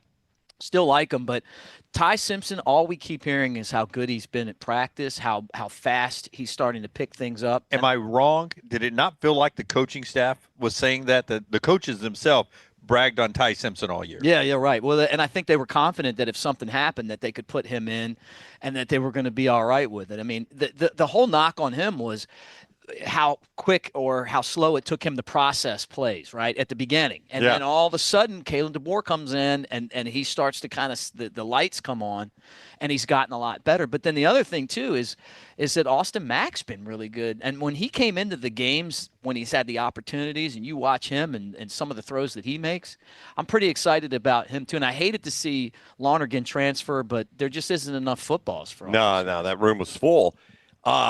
On Twitter, this responder says Keelan Russell, then Austin Mack. Keelan Russell is a mix of Tua throwing and Jalen Milroe running. That's what I heard. Oh, you've heard that? Yeah. I mean, like, really, like, he's the national player of the year for a reason. I mean, like, I got to see that. Oh, and I've heard Milroe is one of the best running quarterbacks we've seen in the SEC. And he's the winner. And Tua's probably the most accurate quarterback I've ever seen in college football. I told you guys that story when we were at the On3 event in Nashville. Like, I asked Grant Firking who the guy is. And he's like, you haven't seen him yet. And when he walked out, Bryce Underwood, I was like, is that the guy? Because you could tell. Yeah. I've heard that about Russell, too. I've heard he's got this aura to it. So why do you automatically just say it's not going to be him next year? See, I don't. I know he's a true freshman, but I think he's in the mix. I don't think you can automatically say that. Yeah, I mean, I just don't think you can rely on that. Here's now. I will say this: it would be dangerous to transfer to Alabama, not knowing if he could be the guy, though. It's a good point. Back to your Quinn Ewers hypothetical. Can you imagine that? You pay $5 million for Quinn Ewers, and they come out and camp, and he's that much better. Before you mentioned Lonergan going into the portal, before he tells us about HydroLive, and boy, we could have used some today. He's got it now, though. He's got the bushwhacker. This is the reset right here. If you're an Alabama fan, I think the concern may be one of your rivals, Auburn, looking for a quarterback.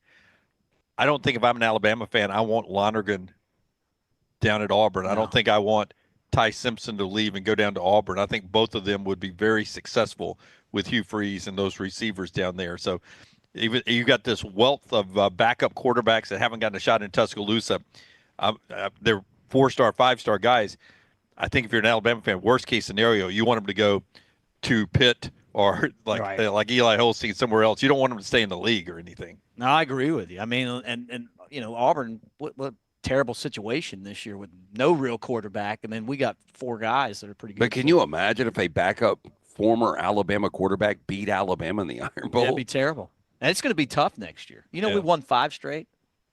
Yeah, we being Alabama. Yeah, sorry. That's right. I mean, that's okay. What do you mean it's going to be tough next year? I mean, you got to go there. If you've seen the last 2 games down there, it's pretty tough. Yeah. One went overtime, and the other one did everything. Well, and honestly, Hugh Freeze in that game next year could be coaching for his job. Could be. Oh, that's not off the table. No, I mean, if you've lost 3 straight to Alabama and you're not making the progress people think, it is an Auburn-friendly buyout in that contract. So, yeah, I mean, I don't think that's off the table. Jimmy Bama, would you take right now Auburn to win that game straight up next year? Too early to tell. Yeah, I would say so. Shake my magic 8 ball. I'll wait to do that a little bit later on. HydroLive brings you the show. As you tell us about HydroLive, Oklahoma transfer wide receiver Brennan Thompson leaving Oklahoma, going to Mississippi State. You're about to see some offensive players at Mississippi State who like Jeff Lebby. Apparently, they're going to go to Mississippi State, and that's good for the folks in Starkville. It is, but damn, if I'm somebody's dad, and I'm like, you're leaving Oklahoma to go to Starkville? IV therapy, B12 injections, cryotherapy, compression therapy, now weight loss therapy, all under one roof. Very important. Mention the next round, 20% off all those great services from our friends at HydroLife Therapy. Walk-ins are welcome, but you can book online, hydrolifetherapy.com. Great stocking stuffer, a gift card from our friends at HydroLife Therapy. Again, mention next round, 20% off all the great services, hydrolifetherapy.com. By the way, Mick with Cover Crimson, covercrimson.com, $9.95 a month. Starting in January, we're going to celebrate moving to 2025 with $25 off your annual subscription. So if you subscribe annually, you get a $25 discount moving into 2025. That's a great deal. Covercrimson.com. Right. Same thing at thebarnauburn.com. That is correct. Thebarnauburn.com as well. Okay, how about Coca-Cola? Tackle game day with a great taste of Coke Zero Sugar, the best Coke ever. Try and decide. All right. So, Mick, you obviously reacted, however you reacted about Alabama not being in the playoffs. I wasn't happy. Yeah, I mean, the SEC is where you want to be. You don't want to be independent. I'll stand on that hill. But you look at the playoff teams. Do you think the SEC, with the 3 teams instead of 4 in there, can win the national championship, or do you think it's going to go somewhere else this year? Man, I'm so disappointed in the whole thing. I mean, the Boise and Arizona State to have buys. I mean, what world are we living in? And I've talked about this comparison on Cover Crimson. I started school. I was in level 1 classes in high school. That's when I wasn't a very good student, and I finished in level 4, and that's when I really had to work hard. And I feel like that's the level of these football leagues. Like level 1, you sign your name on a piece of paper. Arizona State, Boise State. Your A wasn't as good as mine. Right, exactly. But would you at least say they deserve to be there? The buys are ridiculous. I agree. And the fact that Alabama played a much tougher schedule, and I know they lost to Oklahoma, but they played a much tougher schedule. The SEC's tough week in and week out. If SMU had beaten Oklahoma there, they would have made shirts on it. But in the biggest win in their schools, in the last 10 years, they haven't beaten anybody. And that's what I was upset about. I feel like the SEC made a mistake signing this because they're not valuing what we're doing compared to what these other conferences are doing. But with that said, I still think Georgia's the best team in the country. by the way Alabama beat them, and I think that Texas has a chance to win too. But if I was putting my money down at Lance's lock, I would say I'd take Oklahoma because I just think they have the best players, even though they have a tough route to get there. They went out and spent $20 million. You mean on Ohio roster. State? I'm sorry, Ohio State. Yeah, they spent all that money on their roster, and I think that they probably have the best team. But I don't know. I mean, like looking at the way that they put this thing together. There's just too many weak teams in there. That's what I was going to say. This might not be fair, but this might be our worst national champion since. I would say it's the most flawed. Auburn. I'd say it's the most flawed national champion since 2007 LSU. Of course, we don't have a player like Cam Newton, though. That's right. Yeah, Like that to me, it's the quarterbacks that are flawed, right? It's a lot like Jalen Milroe. Yeah. Such great heights and such great I mean, lows. Dylan Gabriel is the only consistent guy. But and that's right. He's unbeaten. We'll see when they play. I mean, that Ohio State game was 32-31. But let me say this. But Howard, to me, is what holds back Ohio State. We brought up 2011 Right, LSU at some point. Yeah. If 2011 LSU was in this field, they would win this. Well, I mean, but they're just as bad at quarterback as anybody else in this thing. No, but LSU. But their defense was elite. No, but I'm just saying they would win this championship. Their this year. defense was elite, but they were hamstrung by quarterback. They had no good quarterback. Right. Now it didn't hurt them all regular season, but when Alabama got a second crack at it, they completely took their quarterback. What would a 2019 LSU or 2020 Bama do in this field? They would win every game by double digits. The hardest job at that point would be the folks in Vegas on how to get a number to where you didn't lose all your money in Las Vegas. Yeah. Because you wouldn't, the number, you couldn't make it big enough for a championship. I even think Michigan last year would walk through this field. They would. Yeah. They would.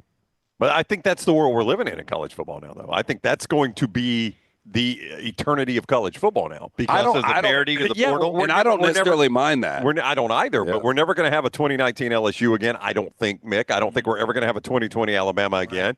I just don't think we're ever going to have those types of teams again in college football. Do you guys think this? I've said this on Cover Crimson a lot. I could make a better tournament with the SEC teams playing than what they've put out for this college football playoff. I really believe that. Like, give me the best. You might, but it would bore me to death.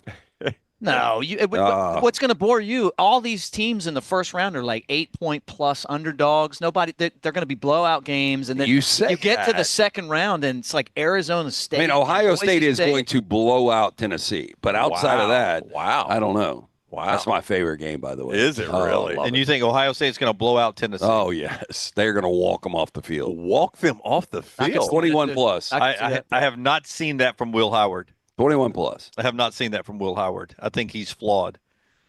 And you've got a coach that is got to be scared of his shadow right now. Nico is going to see Ghost. Who was it that saw Ghost? Sam Darnold. Sam Darnold. Yeah. You know who your 12-1 matchup would be in the SEC if you did it? Was Vandy, Georgia. That'd be your 12-1. That'd be your round one game. Tennessee is the same team that just beat Ohio State. They got Dylan Sampson at running back. With a better quarterback. They got Dylan Sampson at running back. They got a good offensive line, not as good as Michigan's last year. They've got a really good defense. They have a Michigan problem. There's something real about that. Well, I swear if I was in Tennessee, I'd come up with those Michigan helmets in orange and white. I'd wear them out there. That would be pretty funny. Have the wing helmet. I'd have the wing helmet. I would. That would be funny. I'd F with them. All right. Tell us about Dr. B. We'll get to trash coming up in the other segment. CoverCrimson.com. Shows with Clint Lamb all the time. Shows with Jake Coker all the time. Mike Johnson. Mick, you going to hang out for Mike trash? Johnson all the time. Yeah, we got plenty of time. I don't, Hell, you can read it. You can hang out all day long as far as I'm concerned.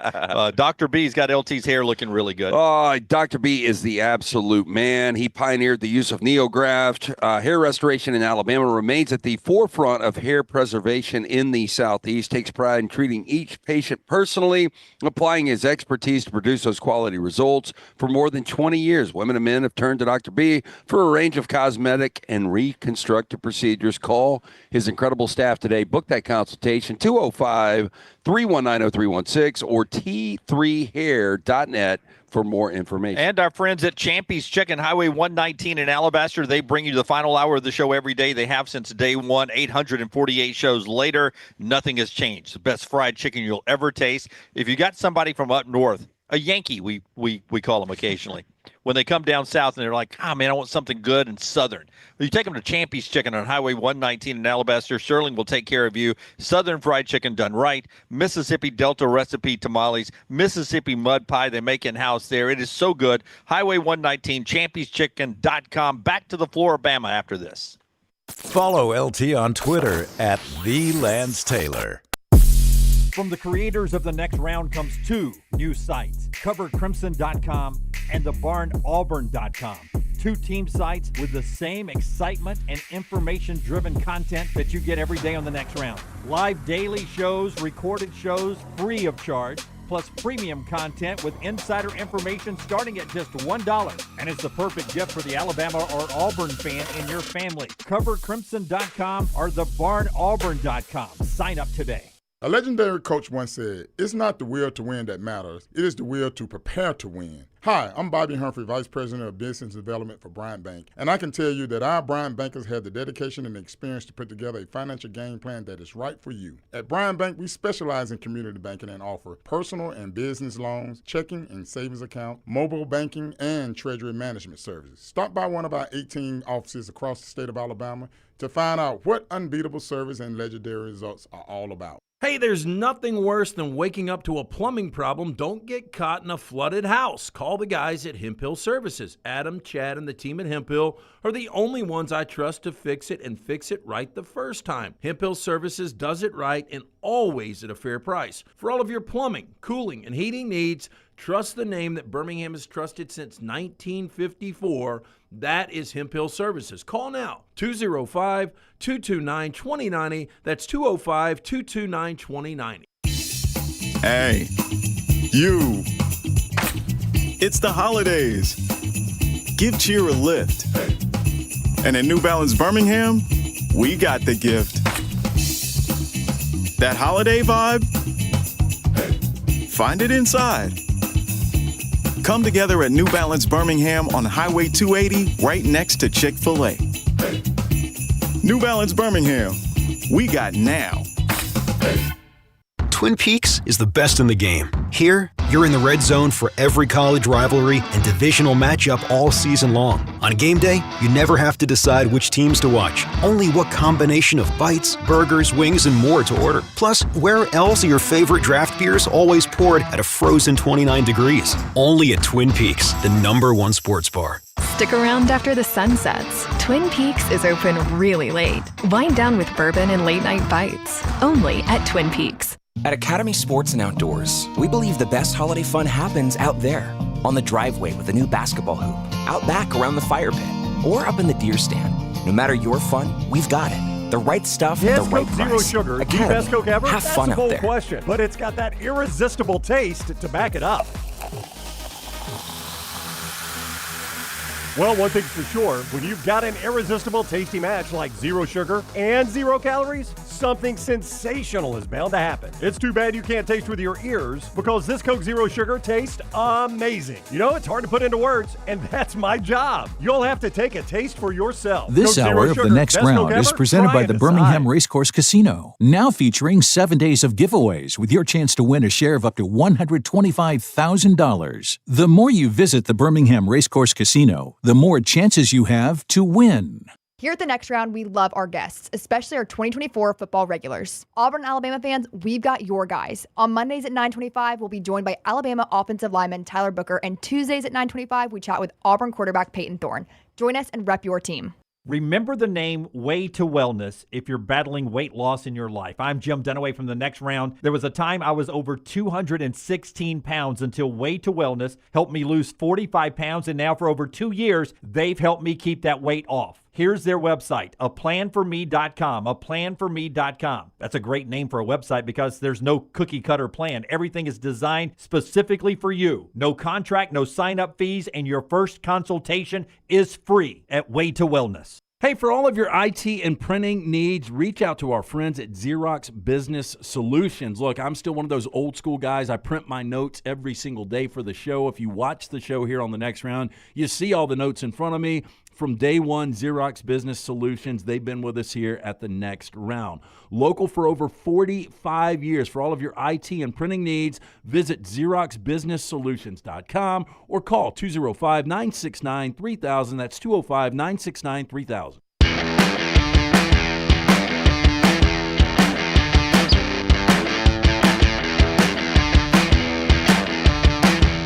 Back to the Flora-Bama.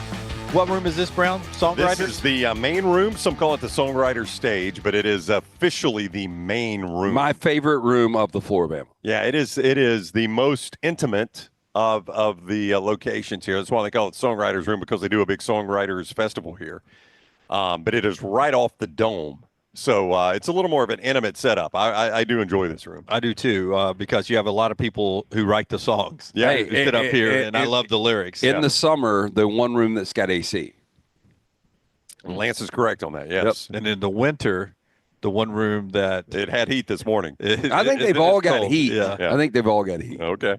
Anyway, it's a great place, the Flora-Bama. The show brought to you by our friends at Hemp Hill. You're speaking about air and heat. They'll take care of yours. Yeah, 205-229-2090. Trust the name. Birmingham has trusted since 1954 for all of your plumbing, heating, cooling issues. Call Adam, Chad, Andrew, the guys today. Hard to stop a train. Tell them the Next Round sent you. For more information, hemphillservices.com. Okay, a couple of things that I teased before Mick actually reads trash today that I wanted to get to quickly. Do you guys agree this has been the greatest college football regular season since when? Like, was it a good regular season? You guys raved about it all year. Yeah, I mean, it was. Yeah. It was. I mean, I guess I can't get it out of my brain that we didn't have any elite teams, but 2007, as everybody points back. That was going to be mine. Yeah. I mean, and that was no elite team either, but something happened. It seemed like every single week. Damn, who won it in 2007? LSU. Something happened with 2 losses, right? Yeah. Yep. Something happened every single week. It seemed like that disrupted college football. And I felt like we had that this year. Like, I may not be able to go week by week and say there was the win that disrupted college football, but it felt like this year there was something every week that disrupted either a major conference race or the national championship hunt, because there were more teams that were eligible for the national championship. If you could pinpoint one game, for Alabama fans, it's Oklahoma, and this might be the answer, but one game that has changed the entire playoff this year. Oh, I was thinking about this the other day. I was thinking about bringing this up on the show and maybe workshopping a little bit, like the most under-the-radar playoff impacting game of the football season. Yeah, try to workshop it. Can't do it right here before trash. But yeah, let's. Yeah, I mean, like Ohio State losing to Michigan. If they would have won that game, they win the conference championship and the number 1 overall seed. That sort of some of the highlights from the year is something I have to do next week on the show when we're back in Birmingham. Quickly, reporting from Yahoo and Bleacher Report today that it was actually yesterday when they got these interviews from sources, that we would have had the 4-team playoff starting in 2008 if the Pac-12 and the Big 12 had not blocked it. So 2008. So they had power in 2008. Yeah, I was about to say, one of them doesn't even exist anymore, really. Did not get it until 2014. We could have had it in 2008. That would have been important, Mick, because who are the best 2 football teams in the country in 2008? Alabama and Florida. Yep. Same in 2009 to have a 4-team playoff, so those could have cycled out, maybe had 2 meetings between those 2. That would have been fantastic. And after Mick reads trash here, Ross Bjork, the Ohio State athletic director, comments on what Connor O'Gara said on our show yesterday. It's after trash, but it's time to spin that wheel. Tyler, do it, man. Congratulations, the Cure Rock and Roll Hall of Fame inductees 2019. Are you as excited as I am? By the sounds of it, no. LT's Trash is presented by Mortgage Right. Mortgages done the right way. Hey, and they are the mortgage experts, whether you're looking for your first home or your final home. 205-900-7200, mortgageright.com/TNR. Our man Mick Gillespie is going to give us trash today. I wanted to ask you, though, based on that comment, what you just said, He did not name Connor Okay, specifically. okay. That's all I wanted to know. Okay. Yeah, we were pulling for that. Go one. ahead. But he got the question. No, Taylor would have had that clipped out. 100%. Yeah. Her and Forster would have had that plastered on every platform we had. Forster would have had it as cut number 1, 7, and 10 highlighted. He would have walked into the studio and said, Jim, you got to get to this one. That's what Forster does every day. Oh, real quick, Mick. Do you guys believe when I asked Connor the pointed question, did somebody tell you that, or is that your opinion? There was a slight hesitation. He said, it's my opinion. Yep. I don't think he comes that strong with just his opinion. Do you? Mm-hmm. That's a good question. I'd have to go back and watch him. I think there has to be. I love Connor, but there has to have been a discussion behind the scenes. I mean, that is a hard opinion to have if you don't win the national championship. My tease for after trash. Sorry. It's the trash now. Okay. Yeah. It's a debated thing. I was going to try to get to it earlier in the show, and I didn't get to it till now. Are you guys ready? Yep. All right. When a California Highway Patrol officer turned stay-at-home dad, Greg Musgrove, started treasure hunting, the 56-year-old certainly never imagined to end up with a king's bounty. The king of pop, that is. A treasure trove of unreleased Michael Jackson tapes were found in a storage unit deep in the San Fernando Valley. Musgrove's journey to the tapes began when an associate contacted him with a storage unit that he had bought in Van Nuys. The unit once belonged to Brian Lauren, a music producer and singer. They don't know where his whereabouts are right now, according to Musgrove. On 12 tapes. I checked that box in the back. Yeah. on the 12 tapes, on the tapes, 12 unreleased tracks of Michael Jackson's music that were dated around the Dangerous album from 89 to 91 were found. Wait, so who would own the rights to this? I don't know. Paul McCartney, right? His estate, No, I I thought guess. Paul McCartney. Tyler, am I right about this? Didn't Paul McCartney buy Michael Jackson's music rights? No, Michael Jackson bought all theirs. Oh, okay, Yeah, that's it my was the bad. other way. Yeah. But wait, if they're just sitting in a box in a storage unit. I'll tell you this. So Prince, this is kind of similar. When he died, there was his bunch. estate, everybody was fighting for it, and he's got unreleased tracks out there. But wasn't that like in his mansion? This is like just in random storage in Van Nuys. Do you guys believe that any of these tracks could go to number one if they release? Oh, I think all 12 of them would be on the charts. Yeah, 100% they'd go to number one. Not that I really love Michael Jackson's music, but a lot of people did. I like some of it. I wasn't like. What was your favorite song? What was your favorite Michael Jackson song? Probably Billie Jean. Billie Jean, yeah, right. Yeah. P.I.T. Smooth Criminal. P.Y.T. P.Y.T. Pretty young thing. Yeah. Smooth Criminal's a fantastic song. But you, Jim, which one's yours? Yeah, it was Billie Jean. Yeah, it was Billie Jean. No, I would go Smooth Criminal over Billie Jean. First record was the Thriller album. I got that for my 8th birthday. Thriller album. Yeah, you and I are about the same age. Yeah. So yeah, when I was a kid, the Thriller album, if you didn't have it, it was it was a status symbol. If you had the Thriller album, it opened up. Yeah, you were something. Do you think Michael Jackson's backstage and Justin Timberlake's backstage is different? A little, yes, I would imagine. My late friend Nikki Stribling, we were on the baseball team. This year we were bench warmers. We left practice when the practice was over at Thompson High School. Went home to his house because his parents had met in Germany. It's about to get weird. They were military personnel, and so they allowed Nikki and all of us to drink at their house beer because, in drinking age was different. In Germany, beer was like drinking a Coca-Cola. How old were you? 16? Somebody had to pick us up, so we were probably 14. Okay. And the Thriller video was being released on MTV, so we went and popped a nice Budweiser heavy. And so your balls hadn't dropped, and they're letting you drink. yeah. Much like this bushwhacker. Much like this bushwhacker, I had one all afternoon. Were you moonwalking? Did you have the glove? Yeah, but it was a big deal when they released that Thriller video too. It certainly was. Unfortunately for diehard Jackson fans, it's likely Musgrove will be one of the few people to ever hear the tapes. He and his attorney were approached by the Jackson estate with their findings. Basically, it's a 7-figure deal to try to get. So are they going to bury him? Yeah.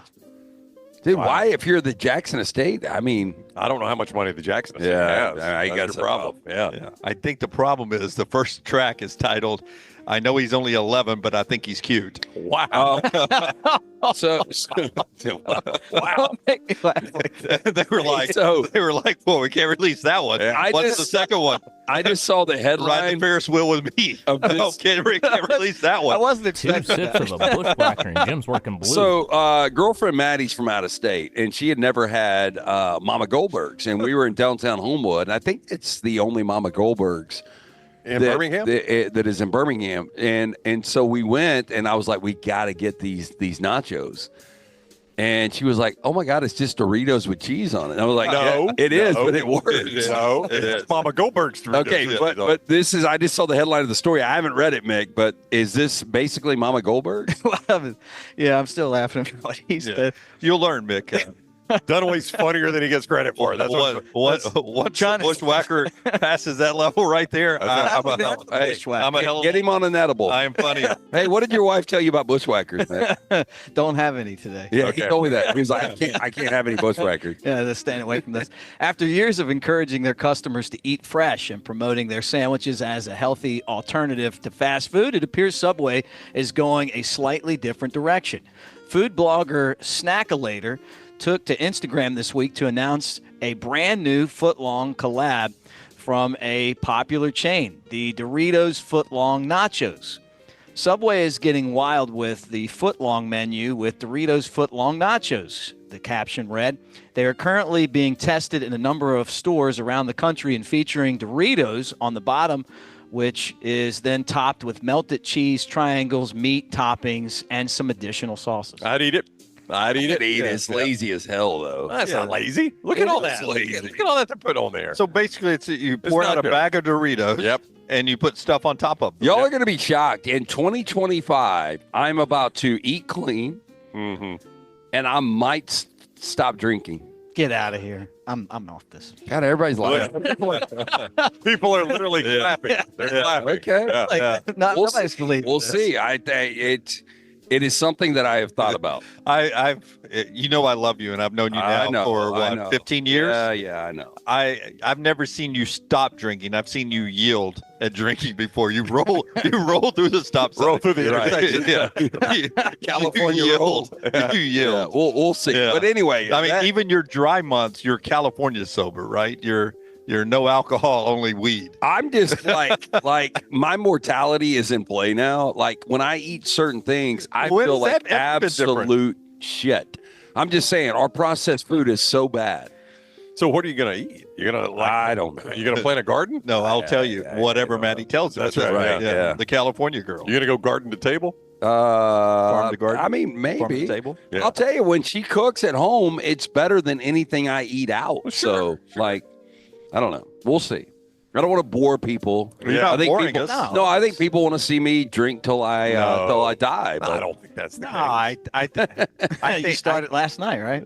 I think that's what entertainers who don't want to stop drinking or doing drugs tell people. Okay. That they want. Was Johnny Cash respected as much in his later career? Oh, maybe Come more. on. Yeah, his last album was amazing. Yeah, maybe more. Yeah. And he was dry at the end. Yeah. I mean, Johnny Cash finished his life dry. I think Elvis probably said, they don't want to see me stop popping these pills. That's right. Mm-hmm. Now let me go to the bathroom. This is the Elvis they want right here. Yeah, how many bad Sundays have you had and played that Johnny Cash song about being drunk on Sunday or hungover? Dude, I mean, that's today. Like, I don't miss what I'm experiencing today. Well, that's good. That's a sign of maturity. Yeah. Finally at 50. You found it. All right, look, it wouldn't be trash without a Florida man story. Of course. Florida man was arrested after slapping his girlfriend in the face with a cheeseburger. The Martin County Sheriff Office said that things between 30-year-old Kyle Jamison Jones and his girlfriend escalated when he did not get his way. Deputies were called to his home by his live-in girlfriend. They said that Jones' girlfriend told deputies that Jones abruptly woke her up by slapping her in the face with a cheeseburger. The victim said that the attack continued as Jones pulled her hair and kicked her down the stairs. Boy, his hair. But speaking of hair, look at his hair. What kind of cheeseburger? Bacon, lettuce, cheese. Oh, okay. So I'm talking about like fast food. Oh, I'm we just know kidding. The photo Tyler has of it looks like a quarter pounder from McDonald's. Yep. Now that's just stock photo. He must not have been very hungry. Dude, he looks like a chick. Well, except for the mustache and the goatee. He's rough. Yeah. Well, I mean, you hit somebody. Yeah, why would you waste your cheeseburger? No, I would not. He looks like he's about to cover long December. No, if what was his name? Adam Duritz. If Adam Duritz had AIDS. Wow. Oh, God. Jeez. Yeah, like 4 months in. Yeah.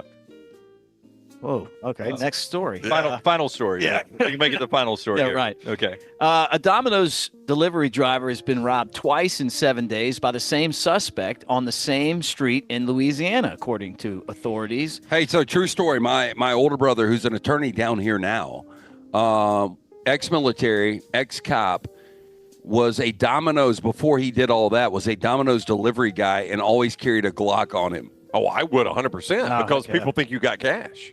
Now they don't anymore because so much stuff is literally the prepaid. Woodlawn location got in a shootout. Oh, I don't doubt that. With a guy. I mean, back in the day, I would assume every Domino's driver probably had a couple $100 cash on Oh, them. yeah. Yeah. So, I mean, What do you guys think's a tougher job where you would probably need a gun? Working at a gas station or a delivery driver these days? Well, I've got a friend that does Grubhub and DoorDash, and the amount of trouble they can get. Tyler does it at times. He's Mount Brooks' most wanted, right? I mean, there's a variety of ways you can get into trouble. yeah. But Tyler, you never have Tyler. I would say gas station, though. Yeah. Tyler, you never have cash on you, though, do you? Nobody pays in cash anymore for Grubhub, do they, Tyler? No, they don't. But that doesn't stop people from thinking you have cash on you. Really? So I ride around protected, to put it lightly. Oh, Tyler, you're packing heat. Wow. I didn't know that. Yeah, you can't just drop off to some of these places and not have something with you. It is very dangerous. Knowing Tyler is a throwing star. What's your piece of choice? What do you carry, Tyler? I've got a 9mm. What? It's just a 9mm handgun. Only a 9mm. Hey, is the clip always full? Oh, of course. Look at Tyler. I love it. I love it. Are you going chest or are you going headshot? Center mass. Yeah, I would go center mass. Honest to goodness, Tyler, I thought your gangster anime tattoos were just for show. I didn't know you also packed heat too, man. Here's the problem with the younger generation is like these interactive video games are too realistic. Yeah. They're good. They're all good shots. Yeah, like shooting a person ain't a big deal. Hey, Tyler, if you get in a shootout, do you go sideways or straight up with a gun? Not the first one. He's straight up. I'd actually like it to go where I'm pointing and not just hit somebody innocent. That's out of the Tyler way. is one of my favorite people in the world. That is the most mysterious guy I know. I love me some Tyler. Hey, we're going to be doing, I know you really don't drink alcohol, right? I'll drink occasionally. Okay. I've seen Tyler drink. If you shoot somebody and kill them, we're going to do a last call. No, it's literally going to be your last call. Yes. From death row. Yes. But So I think it's going to be a justified homicide if he actually does this. Hey, Tyler, you just got a whole new level of respect in the MyBookie.ag chat room. Nobody is going to screw with you now. No, look at him. Shady ass. I feel like I work with Tyler every day. I had no clue. Oh, Tyler, man. He's I'll kill a man. Yeah. Okay. I don't care. Yeah. But don't share jails with the guy that wrote the song, He's 11 and He's My Boo. Don't do that. Stay away from that guy in jail. Ooh. That is Trash Today, brought to you by our friends at Mortgage Right. Yeah, hey, look, no cost or obligation, just to reach out and see what you can qualify for. They are the mortgage experts. Make the phone call. I've done it multiple times. 205-900-7200, mortgageright.com, NMLS 2239. Ross Bjork on ESPN Radio in Columbus, local ESPN Radio yesterday, gets asked, there is some that believe that Ryan Day may not be back as your coach next year. It's insane. Will Ryan Day be your coach in 2025? Ross Bjork, absolutely, was his quote there. Absolutely. Okay, so Ross Bjork is on, and that's a new AD. That's not a guy that is risking his job on this one. Yeah, the problem is, wonder if it goes the opposite of what I think. Like, I think Ohio State, honestly, I think they win by double digits going away. But if Tennessee was to roll into the shoe and beat them by double digits, that would feel like it'd be hard to survive. Like 95% of your fan base is going to be against that coach. And Ross Bjork, and you heard Conor O'Gara, one of the reasons he made the point was Ross Bjork doesn't want his legacy to be built on a coach in Ryan Day that he didn't hire. One thing I've learned about ESPN Radio over the years, local affiliates or the network, when you're on there, they don't swear you in. You're not under oath. Okay. You can go back. You can go back. Yep. Two other things from that interview, though. Any thoughts on helping the program get over the Michigan problem they've got? His quote, and tell me you think this plays well with the Ohio State folks. We're going to approach it differently next year. We're going to de-emphasize the importance of the game year-round. Of the Michigan game? Wrong way. Of the game. Completely wrong way to handle use this. the word de-emphasize the importance of the game. That's embarrassing. What's their record over the last 5?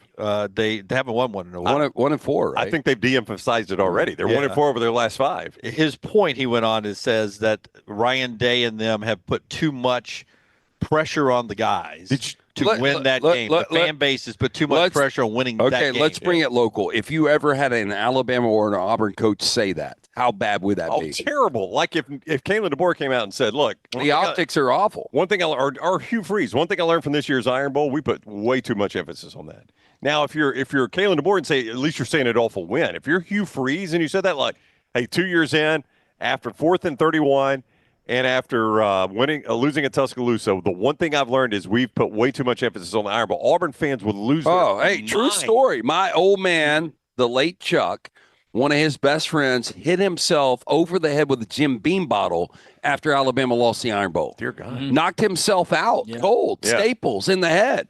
So you're going to say you're going to de-emphasize the importance of one of these games? Yeah, you get fired. Yeah, ask Bill Curry about it. Ask Mike Shula about it. Right. You lose that game, I mean, it to me, look, if Alabama's 9-3 and they lose that game, my feelings on the season are we had a terrible season. There's no doubt. Oh, yeah. No question. The final thing from that interview on ESPN Radio in Columbus is, and I think the reason why he went on, was to plead is the word they use here, Ohio State fans not to sell their tickets to Tennessee fan. Apparently, Tennessee fans are buying up a lot of Ohio State fans' tickets to the playoff game. Does not surprise me. Not a bad drive from northern Tennessee, the Knoxville area, to Columbus. It's a pretty easy drive. And you got to treat this like it's a once in a lifetime. Seeing my team, I don't think it will be for Heupel. I think he's a good enough coach to get back there.